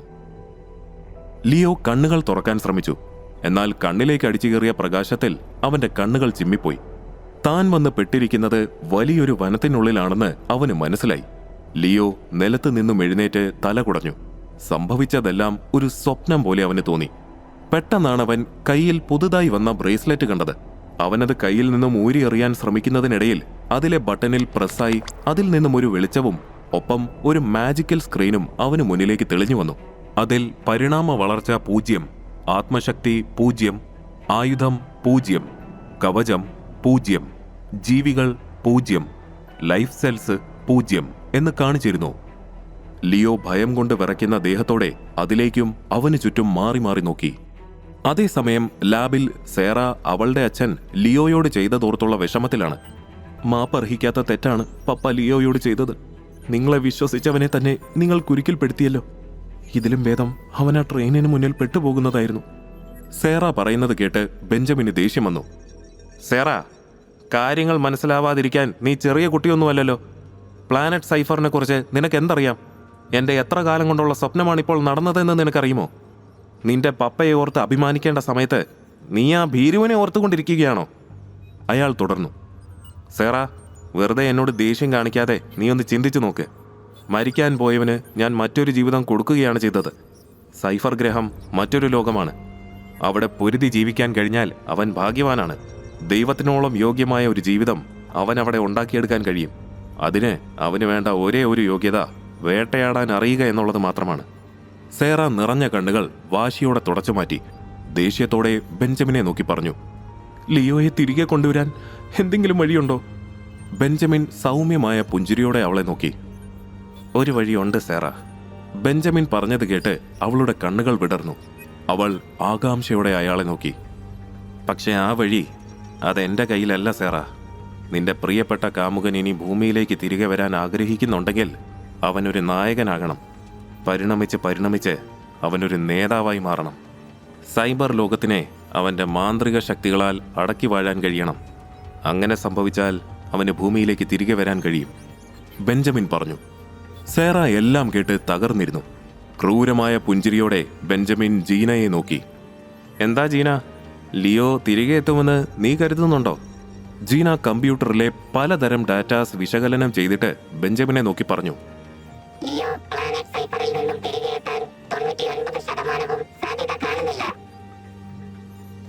ബെഞ്ചമിൻ എന്തോ തമാശ കേട്ടതുപോലെ ചിരിച്ചുകൊണ്ട് പറഞ്ഞു. അപ്പോ 1% സാധ്യതയുണ്ട്. സൂപ്പർ. ആ 1% കൊണ്ട് അവൻ സിനിമയിലെ നായകനെ പോലെ എല്ലാം അതിജീവിച്ച് ഇവിടെ എത്തുമോ? സേറയ്ക്ക് അവളുടെ പ്രണയത്തിനെ സ്വന്തമാക്കാൻ കഴിയുമോ? അതോ ലിയോയുടെ ജീവിതം സൈഫറിൽ തന്നെ അവസാനിക്കുമോ? ഒക്കെ കണ്ടറിയണം. ബെഞ്ചമിൻ ഉറക്കെ ചിരിച്ചു. ബെഞ്ചമിന്റെ സംസാരം സഹിക്കാനാവാതെ സേറ കരഞ്ഞുകൊണ്ട് അവിടെ നിന്നും ഇറങ്ങിപ്പോയി. ആ ഇരുണ്ട വനത്തിൽ ലിയോ ഒറ്റയ്ക്കായിരുന്നു. അവൻ കൗതുകത്തോടെയും ഭയത്തോടെയും ചുറ്റുമുള്ള കാഴ്ചകൾ വീക്ഷിച്ചു. അവിടെ മഞ്ഞ നിറമുള്ള ആകാശത്ത് കൂറ്റൻ മരങ്ങളും വലിയ പാറകളും മേഘങ്ങൾ പോലെ പൊങ്ങിക്കിടക്കുന്നുണ്ടായിരുന്നു. നനുത്ത സുഗന്ധമുള്ള വായു അവൻ ഉള്ളിലേക്ക് വലിച്ചെടുത്തു. ഇത്രയും ശുദ്ധമായ വായു അവൻ ജീവിതത്തിൽ ആദ്യമായിട്ടാണ് ശ്വസിക്കുന്നത്. അവൻ നന്നായി ആസ്വദിച്ച് ശ്വാസം ഉള്ളിലേക്കെടുത്തു. അവൻ നിന്നിരുന്നതിന് അല്പം മാറി വലിയ ഭംഗിയുള്ള പൂക്കൾ നിൽക്കുന്നുണ്ടായിരുന്നു. ആ പൂവുകൾ വിടരുന്ന ശബ്ദം പ്രകൃതിയുടെ താരാട്ട് പോലെ അവിടെ അലയടിച്ചു. പല നിറങ്ങളിലും വലിപ്പത്തിലുമുള്ള പൂക്കൾ അവന്റെ കൺമുന്നിൽ വിരിയുന്നത് കണ്ടവൻ അത്ഭുതപ്പെട്ടു. ഉള്ളിലുള്ള ഭയം മറന്നുകൊണ്ട് അവൻ ആ പൂക്കളുടെ അടുത്തേക്ക് ചെന്നു. പെട്ടെന്ന് പൂക്കൾ നിറഞ്ഞ ഒരു വള്ളി അവന്റെ കയ്യിൽ ചുറ്റി അവനെ മുകളിലേക്ക് ഉയർത്തി. പൂക്കൾ അവന് മേലെ പൂവിതളുകൾ വർഷിച്ചു. ആ പുതിയ പ്രകൃതി അവനെ വരവേൽക്കുകയായിരുന്നു. അവന് മുന്നിൽ തല കുനിച്ച പൂക്കളിൽ ഒന്നിന്റെ ഒരു ഇതളടർന്ന് ലിയോയ്ക്ക് മുന്നിലേക്ക് വീണു.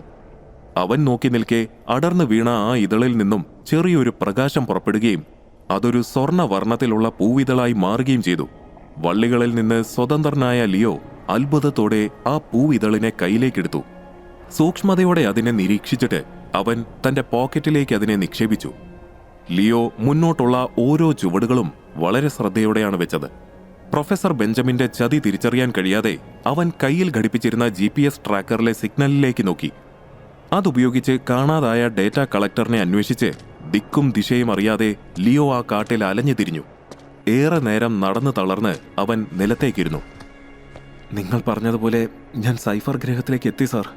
പക്ഷേ നിങ്ങൾ പറഞ്ഞ ഡേറ്റ കളക്ടർ മാത്രം എനിക്കൊരിടത്തും കണ്ടെത്താൻ കഴിഞ്ഞില്ല. ആ ഡിവൈസിനെ എങ്ങനെ കണ്ടെത്തുമെന്ന് എനിക്കൊരു ഊഹവുമില്ല.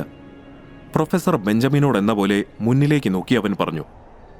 നിങ്ങൾ എന്താണ് അന്വേഷിച്ചുകൊണ്ടിരിക്കുന്നത്? പെട്ടെന്ന് കേട്ട നിഗൂഢമായ ശബ്ദത്തിൽ പേടിച്ചുപോയ ലിയോ ഇരുന്നിടത്തു നിന്നും ചാടി എഴുന്നേറ്റു. ആരാ ഇപ്പോ എന്നോട് സംസാരിച്ചത്? ആരെങ്കിലും ഇവിടെ ഉണ്ടോ? അവൻ പരിഭ്രമത്തോടെ ചുറ്റും നോക്കി. ഞാൻ നിങ്ങളെ 56-ാമത്തെ തവണയാണ് ഇവിടെ കാണുന്നത്. എന്തിനാണ് നിങ്ങൾ ഈ ഭാഗത്ത് ഇങ്ങനെ ചുറ്റിത്തിരിയുന്നത്? വീണ്ടും ആ നിഗൂഢമായ ശബ്ദം അവിടെ മുഴങ്ങി.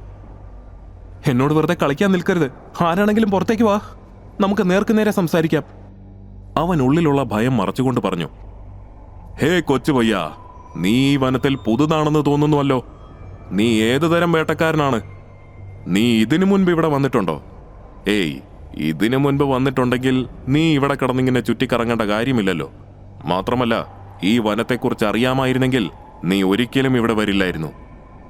ആ ശബ്ദം എവിടെ നിന്നും വരുന്നതാണെന്ന് കണ്ടെത്താൻ ലിയോ പരിഭ്രാന്തിയോടെ അവന് ചുറ്റും നോക്കി. നിങ്ങൾ ദയവായി പുറത്തേക്ക് വരൂ. എനിക്ക് നിങ്ങളെ കാണാൻ ആഗ്രഹമുണ്ട്. എന്തിനാണ് നിങ്ങളിങ്ങനെ മറിഞ്ഞിരിക്കുന്നത്? നിങ്ങൾ ആരാണ്? ഹേ കാട്ടിലകപ്പെട്ടു പോയ നിസ്സഹായനായ മനുഷ്യ, നിന്റെ ജീവശക്തിയെ മനസ്സിലാക്കുന്നതിനായി നിന്നോടൊപ്പം ഞാൻ വരും. വീണ്ടും ആ ശബ്ദം കേട്ട് ഭയന്ന ലിയോ വേഗം അവിടെ നിന്നും ഓടി ഒരു വെള്ളച്ചാട്ടത്തിനടുത്തെത്തി. മാനം മുട്ടി നിൽക്കുന്ന ആ വെള്ളച്ചാട്ടം കണ്ടാൽ ആകാശത്ത് നിന്നും നേരിട്ട് വെള്ളം ഭൂമിയിലേക്ക് പതിക്കുന്നത് പോലെ തോന്നും. കാതടപ്പിക്കുന്ന ശബ്ദത്തിലായിരുന്നു വെള്ളം മുകളിൽ നിന്നും വീണുകൊണ്ടിരുന്നത്. ഓടി തളർന്ന ലിയോ അവിടെ ഒരു ഭാഗത്തായിരുന്നു. അവിടെ വീശിക്കൊണ്ടിരുന്ന തണുത്ത കാറ്റിൽ അവൻ അല്പം ആശ്വാസം തോന്നി. ആ നിഗൂഢ ശബ്ദത്തിനുടമയിൽ നിന്നും രക്ഷപ്പെട്ടതോർത്ത് അവൻ നെടുവീർപ്പെട്ടു. ദാഹം തോന്നിയ ലിയോ അല്പം വെള്ളം കുടിക്കാനായി ഒഴുകി വരുന്ന വെള്ളത്തിലേക്ക് കുനിഞ്ഞു. അവൻ കൈകൊണ്ട് അല്പാൽപമായി വെള്ളം കോരി കുടിച്ചു. മുന്നിലുള്ള വെള്ളത്തിൽ കാണുന്ന തന്റെ പ്രതിബിംബത്തിലേക്ക് അവൻ ഒരു നിമിഷം നോക്കി നിന്നു. നിനക്ക് ദാഹിക്കുന്നുണ്ടോ? പെട്ടെന്ന് കേട്ട ശബ്ദത്തിൽ അവൻ പേടിച്ച് നിലവിളിച്ചുകൊണ്ട് പിന്നിലേക്ക് വീണു. അവന്റെ മുന്നിൽ ഒരു കുഞ്ഞു രൂപം നിൽക്കുന്നുണ്ടായിരുന്നു. ലിയോ പേടിയോടെ അതിനെ നോക്കി. വൃത്താകൃതിയിലുള്ള ചെറിയൊരു രൂപം. ജെല്ലി കൊണ്ട് നിർമ്മിച്ചതുപോലെയുള്ള ശരീരം, അതിൽ നിന്നും മുളച്ചിരിക്കുന്നത് പോലെയുള്ള ചെറിയ കൈകാലുകൾ, ഒരു കൈപ്പത്തിയോളം മാത്രം വലിപ്പമുള്ള ആ രൂപത്തെ കണ്ട് പരിഭ്രാന്തനായ ലിയോ നിലത്തു നിന്നും ഒരു കമ്പെടുത്ത് അതിനെ ആട്ടിയോടിക്കാൻ ശ്രമിച്ചു. ഷു ഷു പോ! അവൻ അതിനെ കമ്പ് കൊണ്ട് പിന്നിലേക്ക് തള്ളിമാറ്റി. ഏയ്, എന്നെ ഉപദ്രവിക്കുന്നത് നിർത്തി ചെറുക്ക, ഞാൻ നിന്റെ ശത്രുവല്ല, ആ ചെറിയ രൂപം പറഞ്ഞു. നിനക്ക് സംസാരിക്കാൻ കഴിയുമോ? അപ്പോൾ നേരത്തെ ഞാൻ കേട്ട ശബ്ദം അത് നിന്റെ ആയിരുന്നോ? ലിയോ ആ രൂപത്തിനെ നോക്കി ദേഷ്യത്തോടെ ചോദിച്ചു. അതെ, ഞാൻ തന്നെയായിരുന്നു. നിന്നെ വെറുതെ ഒന്ന് പേടിപ്പിക്കാമെന്ന് കരുതി. അത് കാര്യമാക്കണ്ട. നീ ആരാണെന്ന് പറയൂ, ആ രൂപം അവനോട് ചോദിച്ചു. അത് ഞാനിവിടെ ഒരു ഡാറ്റ കളക്ടിംഗ് ഡിവൈസ് അന്വേഷിച്ച് വന്നതാണ്. ആ മെഷീനിൽ ചെറിയൊരു പ്രശ്നമുണ്ട്. അത് ശരിയാക്കിയാൽ മാത്രമേ എനിക്ക് വീട്ടിലേക്ക് പോകാൻ കഴിയൂ. പ്രൊഫസർ ബെഞ്ചമിൻ സെൻഡ് ചെയ്ത ടെലിപ്പോർട്ടിംഗ് മെഷീൻ ഉറപ്പായും ഈ ഭാഗത്ത് എവിടെയെങ്കിലും ഉണ്ടാകും. പക്ഷേ ഈ GPS ട്രാക്കറിൽ എനിക്കതിൻ്റെ ഒരു സിഗ്നലും കിട്ടുന്നില്ല, അവൻ വെപ്രാളത്തിൽ പറഞ്ഞു നിർത്തി. മതി മതി, എനിക്ക് നീ പറയുന്നതൊന്നും മനസ്സിലാകുന്നില്ല, ആ ചെറിയ രൂപം പറഞ്ഞത് കേട്ട് ലിയോയുടെ മുഖം മങ്ങി. നീ വിഷമിക്കണ്ട കുഞ്ഞെ, ഞാൻ നിന്നെ സഹായിക്കാം. അത് കേട്ടതും ലിയോയുടെ കണ്ണുകൾ വിടർന്നു. ശരിക്കും ശരിക്കും നിനക്കെന്നെ സഹായിക്കാൻ കഴിയുമോ? ലിയോ സന്തോഷത്തോടെ അതിനെ നോക്കി. എൻ്റെ കുട്ടി, നിനക്ക് ഞാൻ ആരാണെന്നറിയുമോ? ഞാനാണ് ചീനു, ഈ കാട്ടിലെ ഏറ്റവും മികച്ച വേട്ടക്കാരൻ. ചീനു ഒരു സ്റ്റൈലിഷ് പോസിൽ നിന്നുകൊണ്ട് ലിയോയോട് പറഞ്ഞു. വേട്ടക്കാരനോ? ലിയോ മനസ്സിലാകാതെ ചീനുവിനെ നോക്കി. നീ എന്താ എന്നെ കളിയാക്കുവാണോ? എന്താ വേട്ടക്കാരനെന്ന് കേട്ടിട്ടില്ലേ? പുറത്തുനിന്ന് എത്ര വലിയ വേട്ടക്കാരൻ ഈ കാടിനുള്ളിലേക്ക് വേട്ടയാടാനായി വന്നാലും ഇവിടെ നിന്നും അവന് പുറത്ത് കടക്കണമെങ്കിൽ ഈ കാട്ടിലെ വേട്ടക്കാരായ ഞങ്ങളെപ്പോലെയുള്ള വഴികാട്ടികളുടെ ആവശ്യമുണ്ടാകും. മനസ്സിലായോ? ലിയോ അതിന് തലയാട്ടി. ഒരു വേട്ടക്കാരും ഞങ്ങളെ വേട്ടയാടുകയില്ല. ചിലർ ഞങ്ങളെ വളർത്തു മൃഗങ്ങളായി ഒപ്പം കൂട്ടാറുണ്ട്. ചില വേട്ടക്കാർ ഞങ്ങളെ അവരുടെ വഴികാട്ടിയായി തിരഞ്ഞെടുക്കും. പക്ഷേ എനിക്കൊരു വളർത്തു മൃഗമായി ഇരിക്കാൻ താല്പര്യമില്ല, ചീനു പറഞ്ഞു. ചീനു, നീ എനിക്ക് വേണ്ടി ആ ഉപകരണം കണ്ടെത്തി തരുമോ? ലിയോ ചീനുവിനോട് അപേക്ഷിച്ചു. നിന്റെ അവസ്ഥ ഓർത്ത് എനിക്ക് സഹതാപം തോന്നുന്നു. അതുകൊണ്ട് ഞാൻ നിന്നെ അത് കണ്ടെത്താൻ സഹായിക്കാം. പക്ഷേ ഒരു കണ്ടീഷനുണ്ട്. ചീനു പറഞ്ഞത് കേട്ട് ലിയോയുടെ ഉള്ളം നാളി. ഒരാളുമായി ഒരു കരാറിൽ ഏർപ്പെട്ടിട്ടാണ് ഞാനിപ്പോൾ ഈ അവസ്ഥയിലായത്. ഇനി ഈ കുട്ടിപ്പിശാചിൻ്റെ ആവശ്യം എന്താണോ ആവോ? ലിയോ ആലോചനയോടെ ചീനുവിനെ നോക്കി. എന്താണ് നിന്റെ കണ്ടീഷൻ? ലിയോ ചോദിച്ചു. വഴികാട്ടിയായി എന്നെ നിന്റെ ഒപ്പം കൂട്ടണം. നിന്റെ രഹസ്യം തേടി കണ്ടെത്തുന്നത് വരെയും ഏത് നരകത്തിൽ പോകാനാണെങ്കിലും ഞാൻ നിന്നോടൊപ്പം ഉണ്ടാകും. നിനക്ക് സമ്മതമാണോ? ചീനു അല്പം ഗൗരവത്തിൽ തന്നെ ചോദിച്ചു. നിന്റെ ആവശ്യം ഞാൻ അംഗീകരിച്ചിരിക്കുന്നു. ചീനുവിനെ പിണക്കുന്നത് ബുദ്ധിയല്ലെന്ന് മനസ്സിലാക്കിയ ലിയോ അവനുമായി വാക്കാൽ ഒരു കരാറുണ്ടാക്കി. ചീനു സന്തോഷത്തിൽ ശബ്ദമുണ്ടാക്കിക്കൊണ്ട് ലിയോയുടെ തോളിലേക്ക് കയറിയിരുന്നു. നിനക്കെന്നെ ലിയോ എന്ന് വിളിക്കാം, ലിയോ ചീനുവിനെ നോക്കി പറഞ്ഞുകൊണ്ട് അവിടെ നിന്നും യാത്ര തുടങ്ങി. നടക്കുന്നതിനിടയിൽ ലിയോ ഇടയ്ക്കിടെ അവന്റെ കയ്യിലുണ്ടായിരുന്ന GPS ട്രാക്കറിലേക്ക് നോക്കുന്നുണ്ടായിരുന്നു. എന്താ നിന്റെ കയ്യിൽ? അല്ല, ആരാ നിന്നെ ഇവിടേക്ക് അയച്ചതെന്നാ പറഞ്ഞത്? ലിയോയുടെ തോളിൽ ഇരുന്നു കൊണ്ട് ചീനു തിരക്കി. പ്രൊഫസർ ബെഞ്ചമിൻ, അദ്ദേഹം ഒരു വലിയ ശാസ്ത്രജ്ഞനാണ്. പ്രൊഫസർ എന്ന വാക്ക് ചീനു പറയാൻ ശ്രമിച്ചെങ്കിലും കഴിഞ്ഞില്ല. കുറച്ചു നേരം ഒന്ന് മിണ്ടാതിരിക്കാമോ? അത് കേട്ട ലിയോ ദേഷ്യത്തോടെ ചീനുവിനെ നോക്കി പറഞ്ഞു. ഞാൻ മിണ്ടാതിരുന്നാൽ പിന്നെ നിനക്ക് ആര് വഴി പറഞ്ഞു തരും? നിനക്ക് എൻ്റെ കഴിവിൽ സംശയമുണ്ടോ ലിയോ? ലിയോ എന്തെങ്കിലും പറയുന്നതിന് മുൻപേ തന്നെ അവിടെ ഒരു അലർച്ച മുഴങ്ങി. ഓ, ഇത് നിന്റെ കൂട്ടത്തിലുള്ള ആരുടെങ്കിലും ശബ്ദമാകും. നേരത്തെ ചീനു ലിയോയെ പറ്റിച്ചതോർത്ത് അവൻ പറഞ്ഞു. ഇപ്രാവശ്യം അല്പം കൂടി അടുത്തു നിന്ന് ആ അലർച്ച കേട്ടു. ഇത് ഞങ്ങളുടെ ശബ്ദമല്ല ലിയോ, ചീനു പറഞ്ഞത് കേട്ട ലിയോ പരിഭ്രാന്തനായി ചുറ്റും നോക്കി. അടുത്തടുത്ത് വരുന്ന കാലടി ശബ്ദത്തിൽ അവൻ ഭയന്നു വിറച്ചു. ജീവൻ വേണമെങ്കിൽ ഓട് ലിയോ, ഇല്ലെങ്കിൽ അത് നിന്നെ കൊല്ലും. ജീവനോടുണ്ടെങ്കിൽ നമുക്ക് ഇനിയും കാണാം. ചീനുവിന്റെ ശബ്ദം മാത്രമേ ഉണ്ടായിരുന്നുള്ളൂ. അവൻ പരിഭ്രമത്തോടെ ചീനുവിനായി ചുറ്റും നോക്കി. അയ്യോ ചീനു, നീ എവിടെ പോയി? എന്നെ ഒറ്റയ്ക്കാക്കിയിട്ട് പോകാതെ ചീനു, നീ എവിടെയാണ്?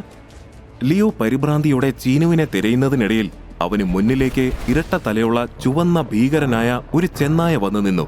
എന്ത് ചെയ്യണമെന്നറിയാതെ നിസ്സഹായനായി ആ പാവം ചെറുപ്പക്കാരൻ ആ വന്യമൃഗത്തിന് മുന്നിൽ ശ്വാസം നിലച്ചു നിന്നുപോയി. 7 അടി ഉയരവും ഇരട്ട തലകളുള്ള ഭീമാകാരനായ ഒരു ചുവന്ന ചെന്നായ. അതിന്റെ വായിൽ നിന്നും ഇറ്റു വീഴുന്ന ഉമിനീർ നിലത്ത് വീണ് ചെതറി. കനൽക്കട്ട പോലെ തിളങ്ങുന്ന അതിന്റെ 4 കണ്ണുകളിലേക്ക് നോക്കിയ ലിയോ ആലില പോലെ ഭയന്നു പറച്ചു. നോക്കി നിൽക്കാതെ ഓടടാ മണ്ട. ചീനുവിന്റെ ശബ്ദം കേട്ട ലിയോ ഇല്ലാത്ത ധൈര്യം സംഭരിച്ചുകൊണ്ട് അവിടെ നിന്നും ജീവനും കൊണ്ടോടി. ചെന്നായ ആക്രോശത്തോടെ അവനെ വിടാതെ പിന്തുടർന്നു. ലിയോ മുന്നിൽ കിടന്ന വലിയൊരു മരത്തടിയിൽ വലിഞ്ഞു കയറി മറുഭാഗത്തേക്ക് ചാടിയോടി. പിന്നാലെ എത്തിയ ചെന്നായ തന്റെ 2 തലകളും ഉപയോഗിച്ച് ആ മരത്തടിയെ കടിച്ചു കുടഞ്ഞെറിഞ്ഞു. ലിയോയുടെ അടുത്തെത്താറായ ചെന്നായ അവനെ കടിക്കാനാഞ്ഞു. എന്നാൽ ലിയോ അവന്റെ സർവ്വശക്തിയും എടുത്ത് വേഗത്തിലോടി. ഓട്ടത്തിനിടയിൽ അവൻ ചരിവുള്ള ഒരു പ്രദേശത്തേക്ക് കാലിടറി വീണു. ലിയോയ്ക്ക് പുറകെ ഓടിയെത്തിയ ചെന്നായയും നിലതെറ്റി അന്തരീക്ഷത്തിൽ ഉയർന്നു പൊങ്ങി. അവനെ മറികടന്ന് ആ ചരിവിലെ താഴ്ചയിലേക്ക് മുഖമടിച്ചു വീണു. ലിയോയും ഉരുണ്ട് താഴെ ആ ചെന്നായിയുടെ സമീപത്തായി എത്തി. അവൻ എഴുന്നേൽക്കാൻ കഴിയാതെ ഇഴഞ്ഞ് അവിടെ ഉണ്ടായിരുന്ന വലിയൊരു മരത്തിന്റെ പൊള്ളയായ ഭാഗത്തേക്ക് കയറിയിരുന്നു. അവിടെ നിന്നും ചാടി എഴുന്നേറ്റ ചെന്നായ ലിയോയ്ക്കായി ചുറ്റിനും നോക്കി. അവൻ ശ്വാസം അടക്കിയിരുന്നു. ചെന്നായിയുടെ തല പതിയെ അവനിരിക്കുന്ന ഭാഗത്തേക്ക് തിരയുന്നത് കണ്ട ലിയോ ഞെട്ടലോടെ അവിടെ നിന്നും എഴുന്നേറ്റോടാനായി ശ്രമിച്ചു. പക്ഷെ നിർഭാഗ്യവശാൽ അവന്റെ കാല് ആ വൃക്ഷത്തിന്റെ വേരുകൾക്കിടയിൽ കുടുങ്ങി. ലിയോ മരണവെപ്രാളത്തോടെ അവന്റെ കാല് വേരിനിടയിൽ നിന്നും വലിച്ചൂരാൻ പലതവണ ശ്രമിച്ചെങ്കിലും പരാജയപ്പെട്ടു. എന്റെ കഥ കഴിഞ്ഞു. വായ പിളർന്ന് തനിക്ക് നേരെ അലറി അടുക്കുന്ന ക്രൂരനായ ചെന്നായയെ നോക്കി ലിയോ ഭയത്തോടെ നിലവിളിച്ചുകൊണ്ട് നിലത്തേക്ക് കുഴഞ്ഞു വീണു. തന്റെ നേർക്കടുത്ത ആ ചെന്നായിയുടെ രാഗി മിനുക്കിയ ഉളിപോലുള്ള ദംഷ്ടകൾ കണ്ടപ്പോൾ ഭയം കൊണ്ടവന്റെ കണ്ണുകൾ പുറത്തേക്ക് തള്ളി. ഹൃദയമിടിപ്പ് ഉച്ചത്തിലായി. എല്ലാം അവസാനിച്ചു എന്നവൻ ഉറപ്പിച്ച ആ നിമിഷം എവിടെ നിന്നോ പാഞ്ഞു വന്നൊരു കുന്തം അവന്റെ നേരെ കുതിച്ചു ചാടിയ ചെന്നായയുടെ തലകളിൽ ഒന്നിലേക്ക് തുളച്ചു കയറി. ചെന്നായ ഒരു നിമിഷം നിശ്ചലമായി. അതിനുശേഷം വലിയൊരു അലർച്ചയോടെ അത് താഴേക്ക് പതിച്ചു. എന്താണിപ്പോ സംഭവിച്ചതെന്ന് മനസ്സിലാകാതെ ലിയോ കുഴങ്ങി. എന്തായാലും ആ ചെന്നായയിൽ നിന്നും രക്ഷപ്പെട്ട ആശ്വാസത്തിൽ ആരാണ് അതിനെ ആക്രമിച്ചതെന്നറിയാനായി അവൻ മരപ്പൊത്തിലിരുന്ന് ഏന്തി വലിഞ്ഞ് പുറത്തേക്ക് നോക്കി. ഒരു പെൺകുട്ടി പാറക്കെട്ടിന് മുകളിൽ നിന്ന് താഴേക്ക് എടുത്തു ചാടി. അവൻ അത്ഭുതത്തോടെ അവളെ നോക്കി. കടഞ്ഞെടുത്തതുപോലെയുള്ള ആകാര വടിവോടെ കാണപ്പെട്ട അവൾ വളരെ വ്യത്യസ്തമായ രീതിയിലായിരുന്നു വസ്ത്രങ്ങൾ ധരിച്ചിരുന്നത്. എങ്കിലും ആ പെൺകുട്ടിയെ കാണാൻ ഭൂമിയിലുള്ള മനുഷ്യരെ പോലെ ഉണ്ടെന്നുള്ളത് അവനെ ചെറുതായി അമ്പരപ്പിച്ചു. ഞാൻ കരുതി ഈ ഗ്രഹത്തിലുള്ളവരെ കാണാൻ അന്യഗ്രഹ ജീവികളെ പോലെ ഉണ്ടാകുമെന്ന്. പക്ഷെ ഇവളെ കാണാൻ മനുഷ്യരെ പോലെ തന്നെയാണല്ലോ. ഇനിയിപ്പോ ഇവളെയും ആരെങ്കിലും എന്നെ അയച്ചതുപോലെ എന്തെങ്കിലും മിഷനായി ഭൂമിയിൽ നിന്നും അയച്ചതാണോ? എന്നാലും അവളുടെ വസ്ത്രവും കയ്യിലുള്ള കുന്തവും ഒക്കെ കാണുമ്പോൾ അങ്ങനെ തോന്നുന്നില്ലല്ലോ. ഹേയ്, നീ ഇപ്പോഴും ജീവനോടെ ഉണ്ടോ? ലിയോയുടെ തോളിൽ ചീനു പ്രത്യക്ഷപ്പെട്ട് തിരക്കി. അവൻ പെട്ടെന്ന് പേടിച്ചെങ്കിലും അത് പുറത്ത് കാണിക്കാതെ ചോദിച്ചു, ചീനു, ആ പെൺകുട്ടി ആരാണ്? അവളാണ് താമര. റൈഡൻ നഗരത്തിലാണ് അവൾ താമസിക്കുന്നത്. ഇവൾ ഈ കാട്ടിൽ വേട്ടയാടുന്നത് ഞാൻ പലപ്പോഴും കണ്ടിട്ടുണ്ട്. ചീനു അവളെപ്പറ്റി വിവരിക്കാൻ തുടങ്ങി. ഈ സമയം താമര വീണ് കിടക്കുന്ന ചെന്നായിയുടെ അടുത്തേക്ക് ചെന്ന് അവളുടെ കുന്തം അതിന്റെ തലയിൽ നിന്നും വലിച്ചൂരി 2ാമത്തെ തലയിലേക്ക് കുത്തിയിറക്കി. മരിച്ച ചെന്നായിയുടെ വയർ അവളൊരു കത്തി ഉപയോഗിച്ച് കീറി. കൈകൊണ്ട് അതിന്റെ വയർ ഇരുഭാഗത്തേക്കും പിളർന്നു മാറ്റി. ഉള്ളിൽ കൈയിട്ട് പച്ച മാംസം എടുത്ത് കഴിക്കാൻ തുടങ്ങി. അത് കണ്ട ലിയോയ്ക്ക് ഓക്കാനം വന്നു. ഓഹ്, ഇവളെങ്ങനെയാണ് ഇതൊക്കെ കഴിക്കുന്നത്? കാണുമ്പോൾ തന്നെ എന്തോ പോലെ. നിനക്ക് സെൽ പോയിന്റുകൾ കിട്ടണമെങ്കിൽ വേവിക്കാത്ത മാംസം കഴിക്കേണ്ടി വരും. അങ്ങനെ പോയിന്റുകൾ ലഭിച്ചാൽ മാത്രമേ ആത്മീയ ശക്തി ലഭിക്കുകയും നിനക്ക് പരിണമിക്കാൻ കഴിയുകയുമുള്ളൂ. അല്ല, നിനക്കിതിനെക്കുറിച്ചൊന്നും അറിയില്ലേ? വേട്ടയാടി ഭക്ഷിക്കുക എന്നുള്ളത് മാത്രമാണ് ഇവിടെ ജീവിക്കാനുള്ള ഏക മാർഗം. ചീനു പറഞ്ഞത് ഒരു ഞെട്ടലോടെയാണ് അവൻ കേട്ടത്. ആവശ്യത്തിന് ചെന്നായ മാംസം കഴിച്ച താമര അവളുടെ വലത് കൈയിലുണ്ടായിരുന്ന ബ്രേസ്ലെറ്റ് തിരിച്ചതും അവൾക്ക് മുന്നിൽ ഒരു മാജിക് സ്ക്രീൻ പ്രത്യക്ഷപ്പെട്ടു. അതിലുണ്ടായിരുന്ന ടേബിളിൽ ഈ വിധം എഴുതിയിരുന്നു: പരിണാമ വളർച്ച 0, ആത്മശക്തി 0, ആയുധം കുന്തം, കവചം ഇരുമ്പ്, ജീവികൾ 433. അവൾ മാംസം കഴിക്കാൻ തുടങ്ങിയപ്പോൾ അവളുടെ സെൽ പോയിന്റുകൾ 444, 445, 446 എന്നിങ്ങനെ വർദ്ധിക്കാൻ തുടങ്ങി. അതെന്താ ചീനു? ലിയോ താമരയുടെ മുന്നിൽ കാണുന്ന സ്ക്രീൻ ചൂണ്ടിക്കാണിച്ചുകൊണ്ട് ചോദിച്ചു. അതൊരു മാജിക് സ്ക്രീനാണ്. അതിൽ നിന്നും നിനക്ക് നിന്റെ പരിണാമത്തെക്കുറിച്ച് എല്ലാം അറിയാനാകും. ആ ബ്രേസ്ലെറ്റ് നിനക്കും ഉണ്ടല്ലോ. ചീനു ലിയോയുടെ കയ്യിലേക്ക് ചൂണ്ടിക്കാണിച്ചു പറഞ്ഞു. ലിയോ തന്റെ കയ്യിലെ ബ്രേസ്ലെറ്റ് തിരിച്ചു. അവർക്ക് മുന്നിൽ ഒരു മാജിക് സ്ക്രീൻ തെളിഞ്ഞു വന്നു. പരിണാമ വളർച്ച 0, ആത്മശക്തി 0, ആയുധം 0, കവചം 0, ജീവികൾ 0, ലൈഫ് സെൽസ് 0. ഹമ്പട വീരാ, ഇത്രയും കാലം നീ എവിടെയായിരുന്നു? നിനക്കെല്ലാം വട്ടപൂജ്യമാണല്ലോ. ചീനുവിന്റെ കളിയാക്കൽ കേട്ട് ലിയോ ബ്രേസ്ലെറ്റ് തിരിച്ച് മാജിക് സ്ക്രീൻ ഇല്ലാതാക്കി. താമര അപ്പോഴേക്കും അവിടെ നിന്നും പോയിരുന്നു. ലിയോയും ചീനുവും മരപ്പൊത്തിൽ നിന്നും പുറത്തേക്കിറങ്ങി. പെട്ടെന്ന് ഇരുവശങ്ങളിലും ഇരുമ്പുകോളം കെട്ടിയ ഒരു കയറ് വന്ന് ലിയോയുടെ ശരീരത്തിൽ ചുറ്റി. അടിതെറ്റിയ ലിയോ നിലത്തേക്ക് വീണു. ലിയോ ആ കെട്ടഴിക്കാൻ ശ്രമിക്കുന്നതിനിടയിൽ അവന്റെ മുന്നിലേക്ക് ഒരു കമ്പും കടിച്ചുകൊണ്ട് താമര വന്നു നിന്നു. നീ ആരാണ്? എന്തായാലും നീ റൈഡൻ സിറ്റിയിലുള്ളതല്ല. പിന്നെ എവിടെയാണ് നിന്റെ സ്വദേശം? ആരാണ് നിനക്ക് ഈ വനത്തിലേക്ക് കയറാനുള്ള അനുവാദം നൽകിയത്? നീ ഇവിടെ വേട്ടയാടാനായി വന്നതാണോ? അങ്ങനെയെങ്കിൽ നീ വേട്ടയാടുന്നത് എങ്ങനെയുള്ള മൃഗങ്ങളെയാണ്? ശ്വാസം വിടാതെയുള്ള താമരയുടെ ചോദ്യങ്ങൾ കേട്ട് ലിയോ ഉമിനീർ വിക്കി. അത് ഞാൻ ഇവിടെ അടുത്തുള്ളതാണ്. താമരയോട് സത്യങ്ങൾ തുറന്നു പറയാൻ അവന് ഭയം തോന്നി. അവനിൽ നിന്നും കാര്യമായ മറുപടിയൊന്നും ലഭിക്കാതെ അക്ഷമയായ താമര അവനെ നേരെ നിർത്തി അവന്റെ വസ്ത്രങ്ങൾ പരിശോധിക്കാൻ തുടങ്ങി. അവന്റെ പാൻസിന്റെ പോക്കറ്റിൽ നിന്നും അവൾക്ക് സ്വർണ്ണ പൂവിതൾ കിട്ടി. താമര അത്ഭുതത്തോടെ ആ പൂവിതളിലേക്കും ലിയോയുടെ മുഖത്തേക്കും മാറി മാറി നോക്കി. ഈ വിശിഷ്ട പൂവിതൾ നിനക്കിതെവിടെ നിന്ന് കിട്ടി? ലിയോ അതിന് മറുപടിയൊന്നും പറഞ്ഞില്ല. സത്യം പറഞ്ഞോ, നിനക്കിതെവിടെ നിന്നാണ് കിട്ടിയത്? വിശേഷപ്പെട്ട പുഷ്പത്തിന്റെ അനുവാദമില്ലാതെ ഇത് നിനക്കൊരിക്കലും കിട്ടില്ല. പറയേ, ഇത് നീ ആരിൽ നിന്നെങ്കിലും മോഷ്ടിച്ചതാണോ? അവൾ അവന്റെ കഴുത്തിൽ കത്തി വെച്ചുകൊണ്ട് ചോദിച്ചു. ലിയോ പരിഭ്രാന്തനായി. അല്ല, ഞാൻ മോഷ്ടിച്ചതല്ല, അതെനിക്ക് തന്നതാണ്. ഞാൻ കാട്ടിലുണ്ടായിരുന്ന സമയത്ത് ആ പൂവ് എനിക്ക് തന്നതാണിത്. സത്യമായിട്ടും കൂടുതലൊന്നും എനിക്കറിയില്ല. എന്നെ വിശ്വസിക്കും മാഡം, പ്ലീസ്. അവൻ ഭയത്തോടെ പറഞ്ഞുകൊണ്ട് അവളെ നോക്കി. ഞാൻ നിന്നെ വിശ്വസിക്കില്ല. എന്തായാലും നിന്നെ ഞാൻ എൻ്റെ ലീഡറിന്റെ അടുത്തേക്ക് കൊണ്ടുപോകാൻ പോവുകയാണ്. ബാക്കിയൊക്കെ അവർ തീരുമാനിക്കട്ടെ. ഇനി നീ കള്ളം പറഞ്ഞതാണെങ്കിൽ നിന്റെ അന്ത്യം റൈഡൻ സിറ്റിയിൽ വെച്ചായിരിക്കും. അതും പറഞ്ഞുകൊണ്ട് താമര ദൂരേക്ക് നോക്കി വിസിലടിച്ചു. 6 കാലുകളുള്ള, കൊമ്പുള്ള, കാണാൻ വ്യത്യസ്തമായിട്ടുള്ള ഒരു കുതിര അവൾക്ക് മുന്നിലേക്ക് ഓടിയെത്തി. അവൾ ലിയോയെ കയർ ഉപയോഗിച്ച് കുതിരയോട് ചേർത്ത് കെട്ടി. ഒപ്പം അവളും കുതിരപ്പുറത്തേക്ക് കയറി റൈഡനിലേക്കുള്ള അവരുടെ യാത്ര തുടങ്ങി. പകൽ വെളിച്ചം മറഞ്ഞു തുടങ്ങിയിരുന്നു. മഞ്ഞ നിറമുള്ള ആകാശത്ത് ഇരുട്ട് പരക്കാൻ തുടങ്ങി. താമരയുടെ കുതിരയുടെ കുളമ്പൊച്ച ആ വനത്തിനുള്ളിലെ ശാന്തത നിറഞ്ഞ അന്തരീക്ഷത്തെ കീറി മുറിച്ചുകൊണ്ട് പ്രതിധ്വനിച്ചു. കുതിരയുടെ വേഗത കാരണം താഴേക്ക് വീണു പോകുമോ എന്ന് ഭയന്ന ലിയോ കയറിൽ മുറുകെ പിടിച്ചുകൊണ്ട് കുതിരയുടെ പുറത്ത് അള്ളിപ്പിടിച്ചു കടന്നു. അങ്ങകലെ റൈഡൻ സിറ്റിയുടെ വിശാലമായ കോട്ടവാതിൽ കാണാൻ കഴിഞ്ഞു. താമര പുറകിലേക്ക് തിരിഞ്ഞു നോക്കി. അവിടെ ലിയോ ഭയന്ന് വിയർപ്പിൽ കുതിർന്നു കിടക്കുന്നുണ്ടായിരുന്നു. അവൾ കുതിരയെ ലക്ഷ്യസ്ഥാനത്തേക്ക് പായിച്ചു. അത് റൈഡൻ സിറ്റിയുടെ ഭീമാകാരമായ ഗേറ്റിന് മുന്നിൽ കുതിച്ചെത്തി നിന്നു. കാവൽക്കാർ ആ വലിയ ഗേറ്റ് തുറന്നു കൊടുത്തപ്പോൾ താമര കുതിരയുമായി അകത്തേക്ക് കയറി. അവർക്ക് പിന്നിൽ വലിയ ശബ്ദത്തോടെ ഗേറ്റുകൾ അടഞ്ഞു. കുറച്ചു ദൂരം കൂടി സഞ്ചരിച്ച ശേഷം അവർ ഒരു ഇരുട്ട് മൂടിയ ഷെഡിലേക്കെത്തി. താമര കുതിരപ്പുറത്തു നിന്നും താഴെ ഇറങ്ങി. ഷെഡിന്റെ ഒരു ഭാഗത്ത് തൂക്കിയിട്ടിരുന്ന ഗ്ലാസ് ടാങ്കിൽ അവൾ വിരൽ കൊണ്ട് 2 പ്രാവശ്യം തട്ടി. പെട്ടെന്ന് അവിടമാകെ മഞ്ഞ നിറത്തിലുള്ള പ്രകാശം പരന്നു. ആ ഗ്ലാസ് ടാങ്കിനുള്ളിലെ സ്വയം പ്രകാശിക്കുന്ന ചെറിയ മത്സ്യങ്ങളായിരുന്നു ആ പ്രകാശം പരത്തിയത്. താമര ലിയോയെ കുതിരപ്പുറത്ത് നിന്നും വലിച്ച് നിലത്തേക്കിറക്കി. നേരെ നിൽക്കാൻ കഴിയാത്ത അവൻ തളർച്ചയോടെ അടുത്തുണ്ടായിരുന്ന തൂണിലേക്ക് ചാരി. അവൾ കയർ ഉപയോഗിച്ച് അവന്റെ കൈയും കാലും കെട്ടി നിലത്തേക്കിട്ടു. ഇവിടെ നിന്നും രക്ഷപ്പെടാമെന്നൊന്നും നീ കരുതണ്ട. ഞങ്ങൾ അറിയാതെ ഈ റൈഡൻ നഗരത്തിൽ ഒരു ഇല പോലും അനങ്ങില്ല. അവശനായിരുന്നതുകൊണ്ട് തന്നെ അവൻ അവളെ ഒരു തരത്തിലും എതിർക്കാൻ നിന്നില്ല. എന്നാൽ ഒരു ദയവുമില്ലാതെ തന്നോട് പെരുമാറുന്ന ആ പെൺകുട്ടിയോട് അവന് ദേഷ്യം തോന്നി. ഇന്ന് രാത്രി നീ ഇവിടെ കിടന്ന് നന്നായി വിശ്രമിക്കേ. നാളെ നിന്റെ അവസാനത്തെ ദിനമാണ്. അവൾ ലിയോയെ ഭീഷണിപ്പെടുത്തിയതിനു ശേഷം അവിടെ നിന്നും പോയി. ലിയോ നിരാശയോടെ അവന് ചുറ്റും കണ്ണോടിച്ചു. അവന്റെ നോട്ടം ഒരു കുതിരയിലെത്തി നിന്നു. അവൻ അതുവരെ പിടിച്ചു നിർത്തിയിരുന്ന ദേഷ്യവും വിഷമവുമെല്ലാം കണ്ണീർ തുള്ളികളായി താഴേക്ക് പതിച്ചു. എന്റെ വിധി എന്തുകൊണ്ടാണ് ഈ വിധമായി പോയത്? എപ്പോഴും എല്ലാവർക്കും തട്ടിക്കളിക്കാനായി ഞാനൊരു കോമാളിയായി മാറുന്നത് എന്തുകൊണ്ടാണ്? ഇതിലും ഭേദം ഞാൻ ആ റെയിൽവേ ട്രാക്കിൽ വീണ് മരിക്കുന്നതായിരുന്നു.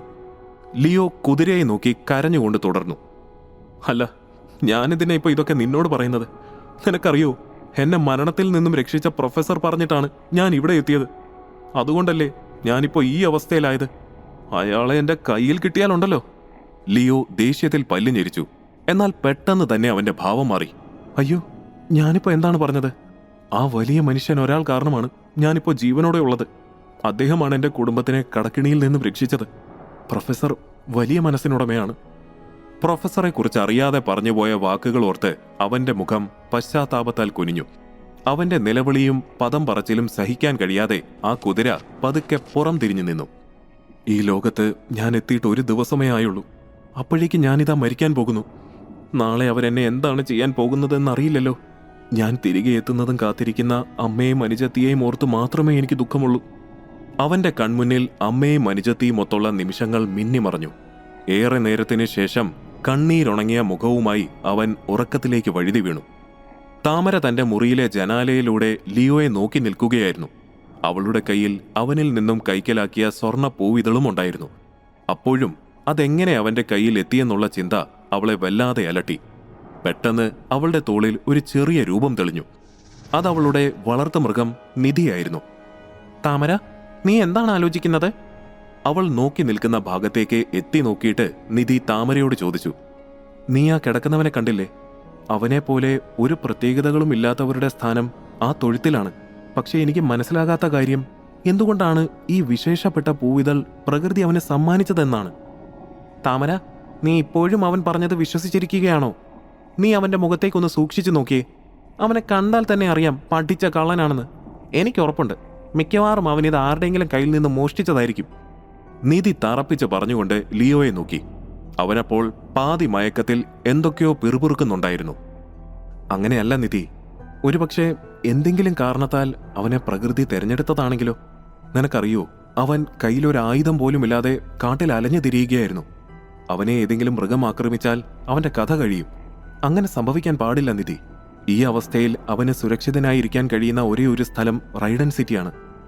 പക്ഷെ താമര, നീ ഒന്ന് ആലോചിച്ചു നോക്ക്. അസൂയയും മത്സരവും തലയിൽ നിറച്ച ആളുകളാണ് ഇവിടെ ഉള്ളവർ. ഈ സ്വർണ്ണ പൂവിതൾ അവന്റെ കൈവശമുണ്ടെന്ന് ആരെങ്കിലും അറിഞ്ഞാൽ അത് സ്വന്തമാക്കുന്നതിനായി അവനെ കൊന്നുകളയാൻ പോലും ഇവിടെയുള്ളവർ മടിക്കില്ല. നിധി പറഞ്ഞു. നീ പേടിക്കേണ്ട നിധി, ഞാൻ ഈ സ്വർണ്ണ പൂവിതളിനെ കുറിച്ച് ആരോടും പറയില്ല. പകരം അവനെ സംരക്ഷിക്കാനുള്ള ഒരു വഴി ഞാൻ കണ്ടെത്തിയിട്ടുണ്ട്. അതേത് വഴി താമര? നിധി ആകാംക്ഷയോട് ചോദിച്ചു. നാളെ രാവിലെ ഞാൻ അവനെയും കൂട്ടി വിപാശയെ കാണാൻ പോകുന്നുണ്ട്. വിപാശയോട് ഞാൻ ചോദിക്കും അവനെ കൂടി ആർമിയിലേക്ക് എടുക്കാമോ എന്ന്. വിപാശയുടെ ആർമിയിലുള്ള ഒരാളെയും കൊല്ലാനുള്ള ധൈര്യം ഈ റൈഡൻ സിറ്റിയിൽ ആർക്കും ഉണ്ടാകില്ല. താമര ആത്മവിശ്വാസത്തോടെ ലിയോയെ നോക്കി നിധിയോട് പറഞ്ഞു. അടുത്ത ദിവസം രാവിലെ ലിയോ കൂർക്കം വലിച്ചുറങ്ങുകയാണ്.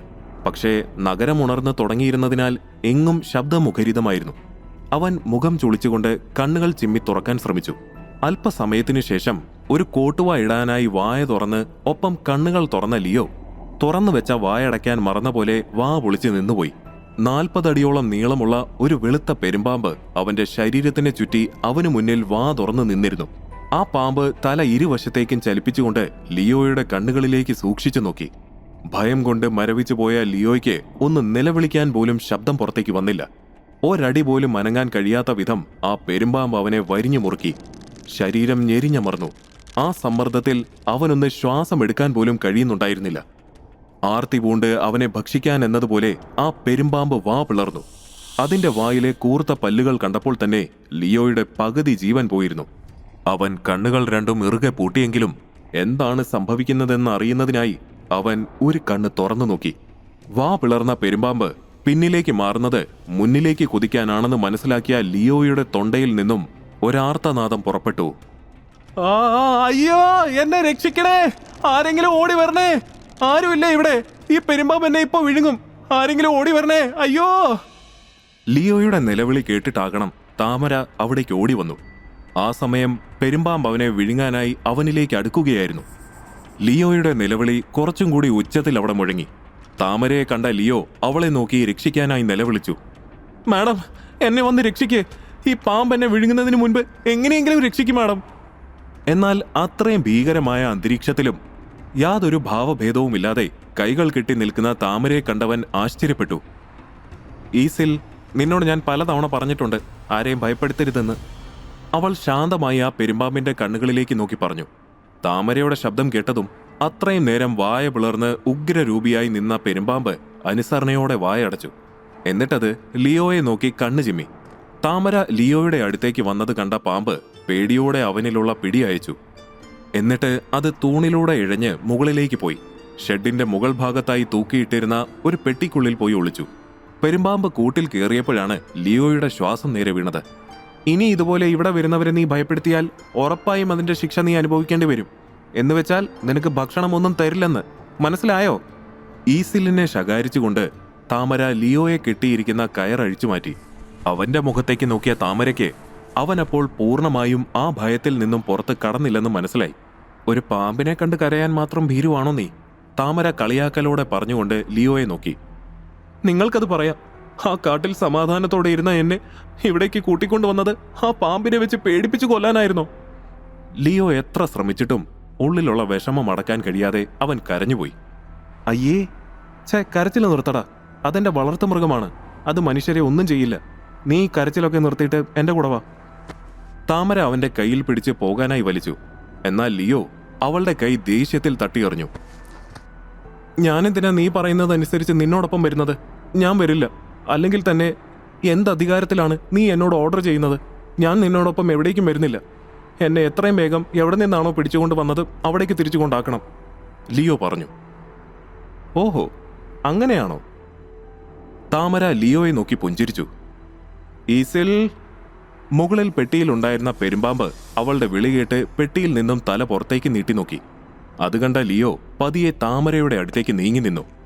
വിശ്രമിക്കാൻ പോയാ അതിനെ നീ എന്തിനാ വെറുതെ ശല്യപ്പെടുത്തുന്നത്? എവിടേക്കാ പോകണ്ടേന്ന് പറഞ്ഞാൽ മതി, ഞാൻ വന്നോളാം. ഉള്ളിലുള്ള നീരസം മറച്ചുകൊണ്ട് ലിയോ പറഞ്ഞു. താമര അവനെയും കൊണ്ട് ഷെഡിന് പുറത്തേക്കിറങ്ങി. നീ ഇവിടെ നിൽക്ക്, ഞാനിപ്പോൾ വരാം. നിന്റെ അടുത്ത് നേരത്തെ കണ്ടതുപോലുള്ള വളർത്തു മൃഗങ്ങൾ ഇനിയുമുണ്ടോ? അവൻ ഉത്കണ്ഠയോടെ താമരയെ നോക്കി ചോദിച്ചു.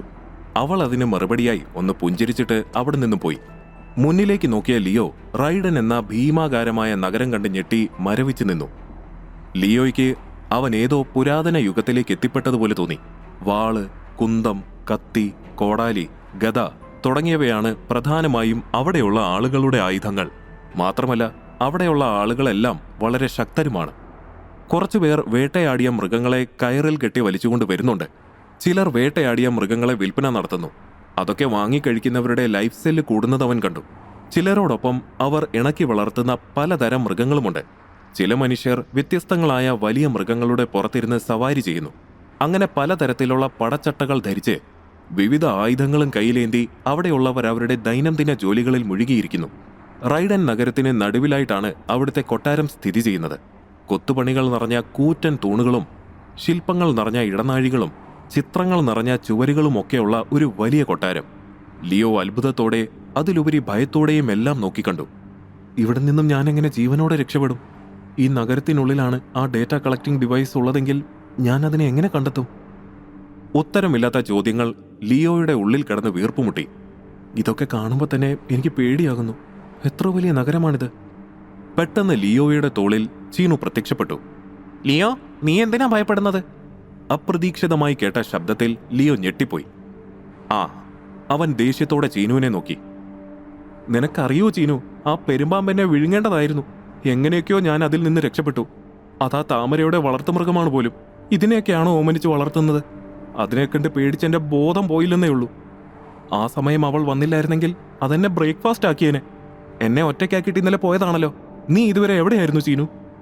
ലിയോ ദേഷ്യത്തിൽ ചീനുവിനോട് ചോദിച്ചു. ലിയോ, ഞങ്ങളെപ്പോലെയുള്ളവരെ അങ്ങനെ എല്ലാവർക്കും കാണാൻ കഴിയില്ല. ഇപ്പോൾ എൻ്റെ കാര്യം എടുക്കുകയാണെങ്കിൽ ഞാൻ നിന്റെ വഴികാട്ടിയാണ്. അതുകൊണ്ട് നിനക്ക് മാത്രമേ എന്നെ കാണാനും തൊടാനും ഞാൻ പറയുന്നത് കേൾക്കാനും കഴിയൂ, ചീനു സൗമ്യമായി ലിയോയോട് പറഞ്ഞു. ലിയോ വിശ്വാസം വരാത്ത മട്ടിൽ ചീനുവിനെ നോക്കി. അതായത് ലിയോ, എനിക്ക് നിനക്ക് വേണ്ടി വഴികാട്ടാൻ മാത്രമേ കഴിയൂ, അല്ലാതെ നിന്റെ വിധി മാറ്റാനൊന്നും എന്നെ കൊണ്ട് കഴിയില്ല. ചിലപ്പോൾ വിധി ഈ ദിവസം വരെ നിനക്ക് അനുവദിച്ചു തന്നിട്ടുണ്ടാകുകയുള്ളൂ. അങ്ങനെ ഓർത്ത് നമുക്ക് സമാധാനിക്കാം. ചീനു പറഞ്ഞത് കേട്ട് ദേഷ്യം വന്ന ലിയോ ചീനുവിനെ തോളിൽ നിന്നും വലിച്ചെടുത്ത് 2 കൈകൾക്കുള്ളിലിട്ട് ഞെരിച്ചു. ജെല്ലി പോലെയുള്ള ചീനുവിന്റെ ശരീരത്തിനുള്ളിൽ ലിയോയുടെ വിരലുകളാഴ്ന്നു. ഇന്നെന്റെ മരണമാണെന്ന് ഓർമ്മിപ്പിക്കാൻ വേണ്ടിയാണോ കുട്ടിപ്പിശാചെ നീ ഇപ്പോൾ വന്നത്? ലിയോ ദേഷ്യത്തിൽ പറഞ്ഞുകൊണ്ട് ചീനുവിനെ ഞെക്കി ശ്വാസം മുട്ടിച്ചു. അയ്യോ, എന്നെ രക്ഷിക്കണേ, ഇവൻ എന്നെ കൊല്ലുന്നേ, ചീനു നിലവിളിച്ചു. നീ ഒരു കാര്യം മറന്നു ചീനു. നിന്നെ എനിക്ക് മാത്രമല്ലേ കാണാൻ കഴിയൂ. അതുകൊണ്ട് നിന്നെ ഞാനിപ്പോൾ എന്ത് ചെയ്താലും എന്നോട് ആരും ഒന്നും ചോദിക്കില്ല. നിന്റെ കരച്ചിൽ ഞാനല്ലാതെ മറ്റാരും കേൾക്കുകയുമില്ല, ലിയോ കൗശലത്തോടെ പറഞ്ഞു. അയ്യോ, എന്നെ വെറുതെ വിടണേ ലിയോ. ഞാനില്ലാതായാൽ നിനക്ക് ആര് വഴി കാട്ടും? നിനക്കിവിടെ നിന്ന് രക്ഷപ്പെട്ടു പുറത്തു പോകണ്ടേ? എന്നെ വിട് ലിയോ. ഇനി നീ പറയുന്നതെല്ലാം ഞാൻ കേൾക്കാം, ചീനു അപേക്ഷയോടെ പറഞ്ഞു. ഇത്തവണ നിന്നെ ഞാൻ വെറുതെ വിടുന്നു. അങ്ങനെ പറഞ്ഞുകൊണ്ട് ലിയോ ചീനുവിലുള്ള പിടി അയച്ചു. ആശ്വാസത്തോടെ ചീനു ലിയോയുടെ തോളിലേക്ക് കയറിയിരുന്നു. റൈഡൻ നഗരത്തിൽ കാഹളനാദം മുഴങ്ങി. നൂറുകണക്കിന് യുവാക്കളും യുവതികളും ആയുധമേന്തി അവിടേക്ക് മാർച്ച് ചെയ്തു വന്നു. ആ സൈന്യത്തെ മുന്നിൽ നിന്നും നയിച്ചത് താമരയായിരുന്നു. അവർക്ക് മുന്നിലേക്ക് പരിണാമ വളർച്ചയെത്തിയ വലിയൊരു കണ്ടാമൃഗത്തിന്റെ പുറത്തേറി സുന്ദരിയായ ഒരു സ്ത്രീ രാജകീയമായി വന്നു നിന്നു. പട്ടാളക്കാർ അവൾക്ക് ചുറ്റും നിരന്നു നിന്നുകൊണ്ട് അഭിവാദ്യം ചെയ്തു. റൈഡൻ സിറ്റിയിലെ ഏറ്റവും മികച്ച യോദ്ധാവിന് ഞങ്ങളുടെ സല്യൂട്ട്! ഇത്രയും രാജകീയമായി വന്നിരിക്കുന്ന ഈ സ്ത്രീ ആരാണെന്നറിയാനുള്ള ആകാംക്ഷയിൽ ലിയോ ചീനുവിനെ നോക്കി. ലിയോ, അതാണ് വിപാശ. അവളെപ്പോലെ ശക്തിയും ബുദ്ധിയും സൗന്ദര്യവും വേട്ടയാടാനുള്ള തന്ത്രങ്ങളും ലഭിച്ച മറ്റൊരു പെൺകുട്ടി ഈ റൈഡൻ നഗരത്തിലില്ല. വിപാശയെപ്പോലെ വളരെ കുറച്ചു പേർക്ക് മാത്രമേ ക്രൂര മൃഗങ്ങളോട് ഒറ്റയ്ക്ക് നിന്ന് പോരാടാനുള്ള കഴിവുള്ളൂ. താമര വിപാശയിൽ നിന്നും പരിശീലനം നേടുന്ന ശിഷ്യരിൽ ഒരാളാണ്. അവൾ നിന്നെ ഇവിടേക്ക് കൊണ്ടുവന്നത് ഈ വിപാശയെ കാണിക്കാൻ വേണ്ടിയാണ്. ഇനി നിന്റെ വിധി എന്താണെന്ന് തീരുമാനിക്കാൻ പോകുന്നത് ആ നിൽക്കുന്ന വിപാശയാണ്. ചീനു അവന്റെ തോളിലിരുന്ന് വിപാശയെക്കുറിച്ച് വർണ്ണിച്ചു. ചീനു, നീ എന്നെ ഓരോന്ന് പറഞ്ഞ് പേടിപ്പിക്കല്ലേ? ലിയോ ചീനുവിനെ ശകാരിച്ചു. സൈനികരാൽ ചുറ്റപ്പെട്ട് നിന്നതുകൊണ്ട് ലിയോയ്ക്ക് വിപാശയെ നേരെ കാണാൻ കഴിയുന്നുണ്ടായിരുന്നില്ല. ലിയോ, താമര നിന്നെ ഇപ്പോൾ വിപാശയുടെ അടുത്തേക്ക് കൊണ്ടുപോകും. നീ അവളോട് എന്താണ് പറയാൻ പോകുന്നത്? ചീനു ആകാംക്ഷയോടെ ലിയോയോട് ചോദിച്ചു. വേറെന്ത് പറയാൻ? ഞാൻ സത്യം പറയും. പ്രൊഫസർ ബെഞ്ചമിൻ അയച്ച ഒരു ടെലിപ്പോർട്ടിംഗ് ഉപകരണം തേടിയാണ് ഞാൻ ഇവിടേക്ക് വന്നതെന്ന് പറയും. ഉള്ളിലെ ഭയം മറച്ച് ലിയോ പറഞ്ഞു. എൻ്റെ ലിയോ, നീ ഇത് തന്നെ പറഞ്ഞുകൊണ്ടിരുന്ന ഇവിടെയുള്ളവർ നിന്നെ ഭ്രാന്തനാക്കും. നീ ഈ പറയുന്നത് ഇവിടെ ആരും വിശ്വസിക്കാൻ പോകുന്നില്ല. ചീനു അവനോട് സംസാരിച്ച് തുടങ്ങിയപ്പോഴേക്കും താമര ലിയോയുടെ അടുത്തേക്ക് വന്നു. അവൾ അവനെ വിപാശയുടെ മുന്നിലേക്ക് കൂട്ടിക്കൊണ്ടുപോയി. അപ്പോഴാണ് ലിയോ വിപാശയെ ശരിക്കും കണ്ടത്. അവന്റെ കണ്ണുകൾ അവളുടെ സൗന്ദര്യം കണ്ടുവിടർന്നു. താൻ ഇന്നേ വരെ കണ്ടിട്ടുള്ളതിൽ വെച്ച് ഏറ്റവും വലിയ സുന്ദരിയാണ് വിപാശയെന്നവന് തോന്നി. കാറ്റിൽ ആടി ഉലയുന്ന ഇടതൂർന്ന മുടിയിഴകളും വില്ലുപോലെ വളഞ്ഞ പുരികക്കൊടിയുമൊക്കെയായി പ്രഗത്ഭനായ ഒരു ശില്പിയുടെ കരവിരുതിൽ കൊത്തിയെടുത്ത മനോഹരമായ ഒരു ശില്പം പോലെയായിരുന്നു അവൾ. കാന്തിക ശക്തിയുള്ള അവളുടെ കണ്ണുകൾ എല്ലാവരെയും അവളിലേക്ക് ആകർഷിക്കുന്നുവെന്നവന് തോന്നി. താമര ലിയോയെ വിപാശയ്ക്ക് മുന്നിൽ കൊണ്ടു ചെന്ന് നിർത്തി. ലീഡർ വിപാശ, ഇതാണ് ഞാൻ പറഞ്ഞ മനുഷ്യൻ. ഇന്നലെ ഞാനിവനെ കണ്ടുമുട്ടുമ്പോൾ ഇവൻ ഒറ്റയ്ക്ക് കാട്ടിൽ അലഞ്ഞു തിരിയുകയായിരുന്നു. ഇവൻ ഏത് സിറ്റിയിൽ നിന്നുമാണ് ഇവിടെ എത്തിയതെന്ന് എനിക്കറിയില്ല. പക്ഷേ ഇവനെ നമ്മുടെ സൈന്യത്തിലേക്ക് ചേർക്കുകയാണെങ്കിൽ നമ്മുടെ ജോലികൾ ചെയ്യാൻ ഇവൻ നമ്മളെ സഹായിക്കും. താമര ലിയോയെ മുന്നിലേക്ക് നീക്കി നിർത്തി. വിപാശ ലിയോയെ മൊത്തത്തിലൊന്ന് നോക്കി. എന്നിട്ടവൾ അടുത്ത് നിന്ന സൈനികനോട് ലിയോയുടെ ബ്രേസ്ലെറ്റ് ചെക്ക് ചെയ്യാൻ പറഞ്ഞു. അതനുസരിച്ച് അയാൾ ലിയോയുടെ കയ്യിലെ ബ്രേസ്ലെറ്റ് പിടിച്ചു തിരിച്ചു. ആ നിമിഷം അതിൽ നിന്നും തെളിഞ്ഞ മാജിക് സ്ക്രീനിലെ എല്ലാ അക്കങ്ങളും 0 അത് കണ്ട വിപാശ ദേഷ്യത്തോടെ താമരയെ നോക്കി പറഞ്ഞു. താമര, വെറുതെ എന്റെ സമയം കളയരുത്. നമ്മുടെ സൈന്യത്തിൽ ഒരു അടിമയായിരിക്കാനുള്ള യോഗ്യത പോലും ഇവനില്ല. ഈ കോമാളിയെ നിനക്ക് എവിടെ നിന്നാണോ കിട്ടിയത് അവിടെ തന്നെ കൊണ്ടുപോയി വിട്ടേക്ക്. പക്ഷെ ലീഡർ, ഇവനൊരവസരം നൽകിക്കൂടെ? താമര പ്രതീക്ഷയോടെ വിപാശയെ നോക്കി ചോദിച്ചു. പറ്റില്ല, എന്റെ തീരുമാനത്തിൽ മാറ്റമില്ല, കലിയോടെ വിപാശ പറഞ്ഞു. അവിടെ ഇതൊക്കെ നടക്കുമ്പോഴും ലിയോ വിപാശയുടെ സൗന്ദര്യത്തിൽ മതിമറന്ന് നിൽക്കുകയായിരുന്നു. മാഡം, നിങ്ങൾ വളരെ സുന്ദരിയാണ്. അവൻ അറിയാതെ വിപാശയെ നോക്കി പറഞ്ഞുപോയി. അവിടെ കൂടി നിന്നവരെല്ലാം അത് കേട്ട് ഞെട്ടി. അയ്യോ, എല്ലാം കഴിഞ്ഞു. ലിയോയുടെ തോളിലിരുന്ന് ഞെട്ടിയ ചീനു അപ്രത്യക്ഷനായി. എന്താ നീ പറഞ്ഞത്?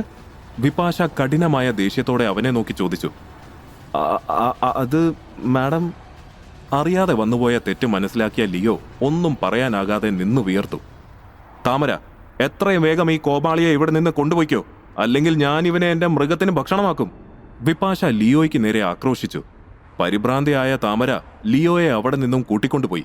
വിപാശയുടെ സൈന്യത്തിൽ അവനെ ചേർക്കണമെന്നുള്ള പദ്ധതി പൊളിഞ്ഞു. അവനെ ഇനി എങ്ങനെ സംരക്ഷിക്കുമെന്ന ചിന്തയിലായിരുന്നു അവൾ. താമര അവനെയും കൊണ്ട് കുതിരയുടെ അടുത്തെത്തി. ലിയോയുടെ കൈ കയറുകൊണ്ട് കെട്ടി. എന്നിട്ടതിനെ കുതിരയുമായി ബന്ധിച്ചതിനു ശേഷം അവൾ കുതിരപ്പുറത്ത് കയറി കാടിനുള്ളിലേക്ക് പോയി. അവനും കുതിരയുടെ പിന്നാലെ കാട്ടിലേക്കുള്ള വഴിയെ അവളെ അനുഗമിച്ച് നടന്നു. ചീനു, നീ വിപാശയെക്കുറിച്ച് എന്നോട് എന്തൊക്കെയോ പറഞ്ഞു. പക്ഷേ അവൾ ഇത്ര സുന്ദരിയാണെന്ന കാര്യം നീ പറഞ്ഞില്ലല്ലോ. ലിയോ ചിരിയോടെ പറഞ്ഞു. നിനക്ക് ഇത്രയും ധൈര്യമുണ്ടായിരുന്നോ ലിയോ? റൈഡനിലുള്ള ആൺകുട്ടികൾ പോലും വിപാശയ്ക്ക് മുന്നിൽ നിന്നങ്ങനെ സംസാരിക്കില്ല. എന്നാൽ നീ അത്രയൊക്കെ പറഞ്ഞിട്ടും നിന്നെ അവൾ എന്തുകൊണ്ടാണ് ജീവനോടെ വിട്ടതെന്ന് എനിക്ക് മനസ്സിലാകുന്നില്ല. ചീനു അതിശയം കലർന്ന ഭാവത്തിൽ പറഞ്ഞു. പക്ഷേ എനിക്ക് മനസ്സിലായി ചീനു, എനിക്ക് മനസ്സിലായി. ലിയോ ചിരിച്ചുകൊണ്ട് ചീനുവിനോട് പറഞ്ഞു. എന്നാൽ പെട്ടെന്ന് വിചിത്രമായ ഒരു ശബ്ദം അവിടെ മുഴങ്ങി. കുതിര ഭയത്തോടെ ചിനച്ചു. ലിയോയും ചീനുവും പേടിയോടെ പരസ്പരം നോക്കി. താമര കുതിരയെ തടവി ആശ്വസിപ്പിച്ചു. ഒന്നുമില്ല, നീ ഭയപ്പെടരുത്.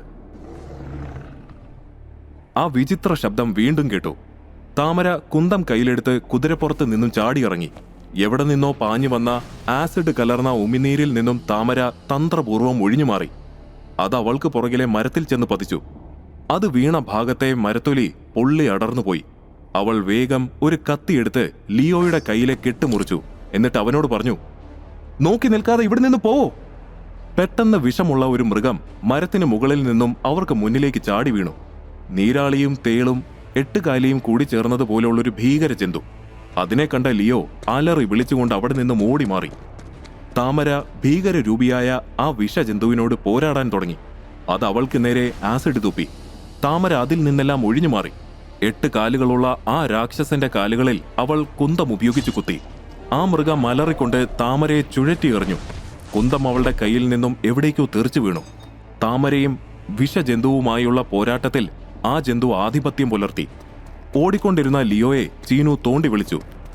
താമരയ്ക്ക് ആ മൃഗത്തെ ഒറ്റയ്ക്ക് നേരിടാൻ കഴിയില്ല ലിയോ, അവൾക്ക് സഹായം ആവശ്യമുണ്ട്. ലിയോ അവിടേക്ക് നോക്കി. കുന്തമെടുക്കാൻ ശ്രമിച്ച താമരയെ ആ വിഷജന്തു ചിലന്തി വലയിൽ കുടുക്കിയിട്ടു. താമര അപകടത്തിൽപ്പെട്ടത് കണ്ട ലിയോ തിരികെ ഓടി വന്നു. അവനൊരു പാറയുടെ മറവിൽ ഒളിച്ചിരുന്ന് അവളെ നോക്കി. ആ ജന്തു അവളെ അപ്പോൾ അതിന്റെ കൂർത്ത നഖങ്ങൾ കൊണ്ട് ആക്രമിക്കാൻ തുടങ്ങുകയായിരുന്നു. ലിയോയ്ക്ക് താമരയെ സഹായിക്കണമെന്ന് തോന്നി. അവൻ നിലത്ത് നിന്നും ഒരു വലിയ കല്ലെടുത്തു. ആ വിഷജന്തുവിന്റെ ശ്രദ്ധ തിരിക്കാനായി അവൻ ആ കല്ല് അതിനെ ലക്ഷ്യമാക്കി എറിഞ്ഞു. എന്നാൽ അത് ആ ജന്തുവിന്റെ അടുത്ത് പോലും എത്തിയില്ല. അവൻ താമരയുടെ കുന്തം വീണ് കിടക്കുന്നത് കണ്ടു. അവൻ ഓടിച്ചെന്ന് അത് കയ്യിലെടുത്തു. ആ നിമിഷം അവൻ എങ്ങനെയും അവളെ ആ ജന്തുവിൽ നിന്നും രക്ഷിക്കണമെന്ന് മാത്രമേ ഉണ്ടായിരുന്നുള്ളൂ. ലിയോ കുന്തം ഉയർത്തി തന്റെ സർവ്വശക്തിയും ഉപയോഗിച്ച് ആ ജന്തുവിന് നേർക്കെറിഞ്ഞു. എന്നാൽ ഇത്തവണ അത് ലക്ഷ്യം തെറ്റാതെ ആ വിഷജന്തുവിന്റെ കഴുത്തിലേക്ക് തുളച്ചു കയറി മരത്തിൽ തറച്ചു നിന്നു. ആ മൃഗം വേദന കൊണ്ട് പൊളഞ്ഞ് നിലവിളിച്ചു. കിട്ടിയ അവസരം പാഴാക്കാതെ ലിയോ താമരയ്ക്ക് ചുറ്റുമുള്ള ചിലന്തിവല നീക്കം ചെയ്ത് അവളെ രക്ഷിച്ചു. ലിയോ എറിഞ്ഞ കുന്തം ആ മൃഗത്തോടൊപ്പം മരത്തിൽ തറച്ചിരിക്കുന്നത് അവൾ കണ്ടു. അവൻ കാണിച്ച ധൈര്യത്തിൽ അവൾക്ക് അത്ഭുതം തോന്നി. എന്നാൽ പെട്ടെന്ന് കുന്തത്തിൽ നിന്നും രക്ഷപ്പെട്ട ആ വിഷജന്തു ലിയോയെ ആക്രമിച്ചു. അപ്രതീക്ഷിതമായുള്ള ആക്രമണത്തിൽ അതിന്റെ മർദ്ദനമേറ്റ ലിയോ ദൂരേക്ക് തെറിച്ചു. അവൻ വീഴാൻ പോകുന്നത് ചെങ്കുത്തായ ഒരു മലഞ്ചെരുവിലേക്കാണെന്ന് മനസ്സിലാക്കിയ താമര അവനെ ലക്ഷ്യമാക്കി കുതിച്ചു. പക്ഷെ അവളുടെ കരങ്ങൾ അവനെ എത്തിപ്പിടിക്കുന്നതിന് മുൻപ് തന്നെ അവൻ ആ ഇരുണ്ട താഴ്ചയിലേക്ക് വീണു. അവനെ രക്ഷിക്കാൻ എന്ത് ചെയ്യണമെന്നറിയാതെ നിന്ന താമരയെ പാഞ്ഞു വന്ന വിഷജന്തു തൂക്കിയെടുത്ത് താഴേക്കെറിഞ്ഞു. അവളുടെ നിലവിളി ശബ്ദം താഴെയുള്ള പാറക്കൂട്ടത്തിൽ തട്ടി പ്രതിധ്വനിച്ചു. തുടർന്നും കേൾക്കൂ പോക്കറ്റ് എഫ്എമ്മിന്റെ ഏറ്റവും പുതിയ ഓഡിയോ സീരീസ് ആയ ലിയോ എഡി 2500 തികച്ചും സൗജന്യമായി.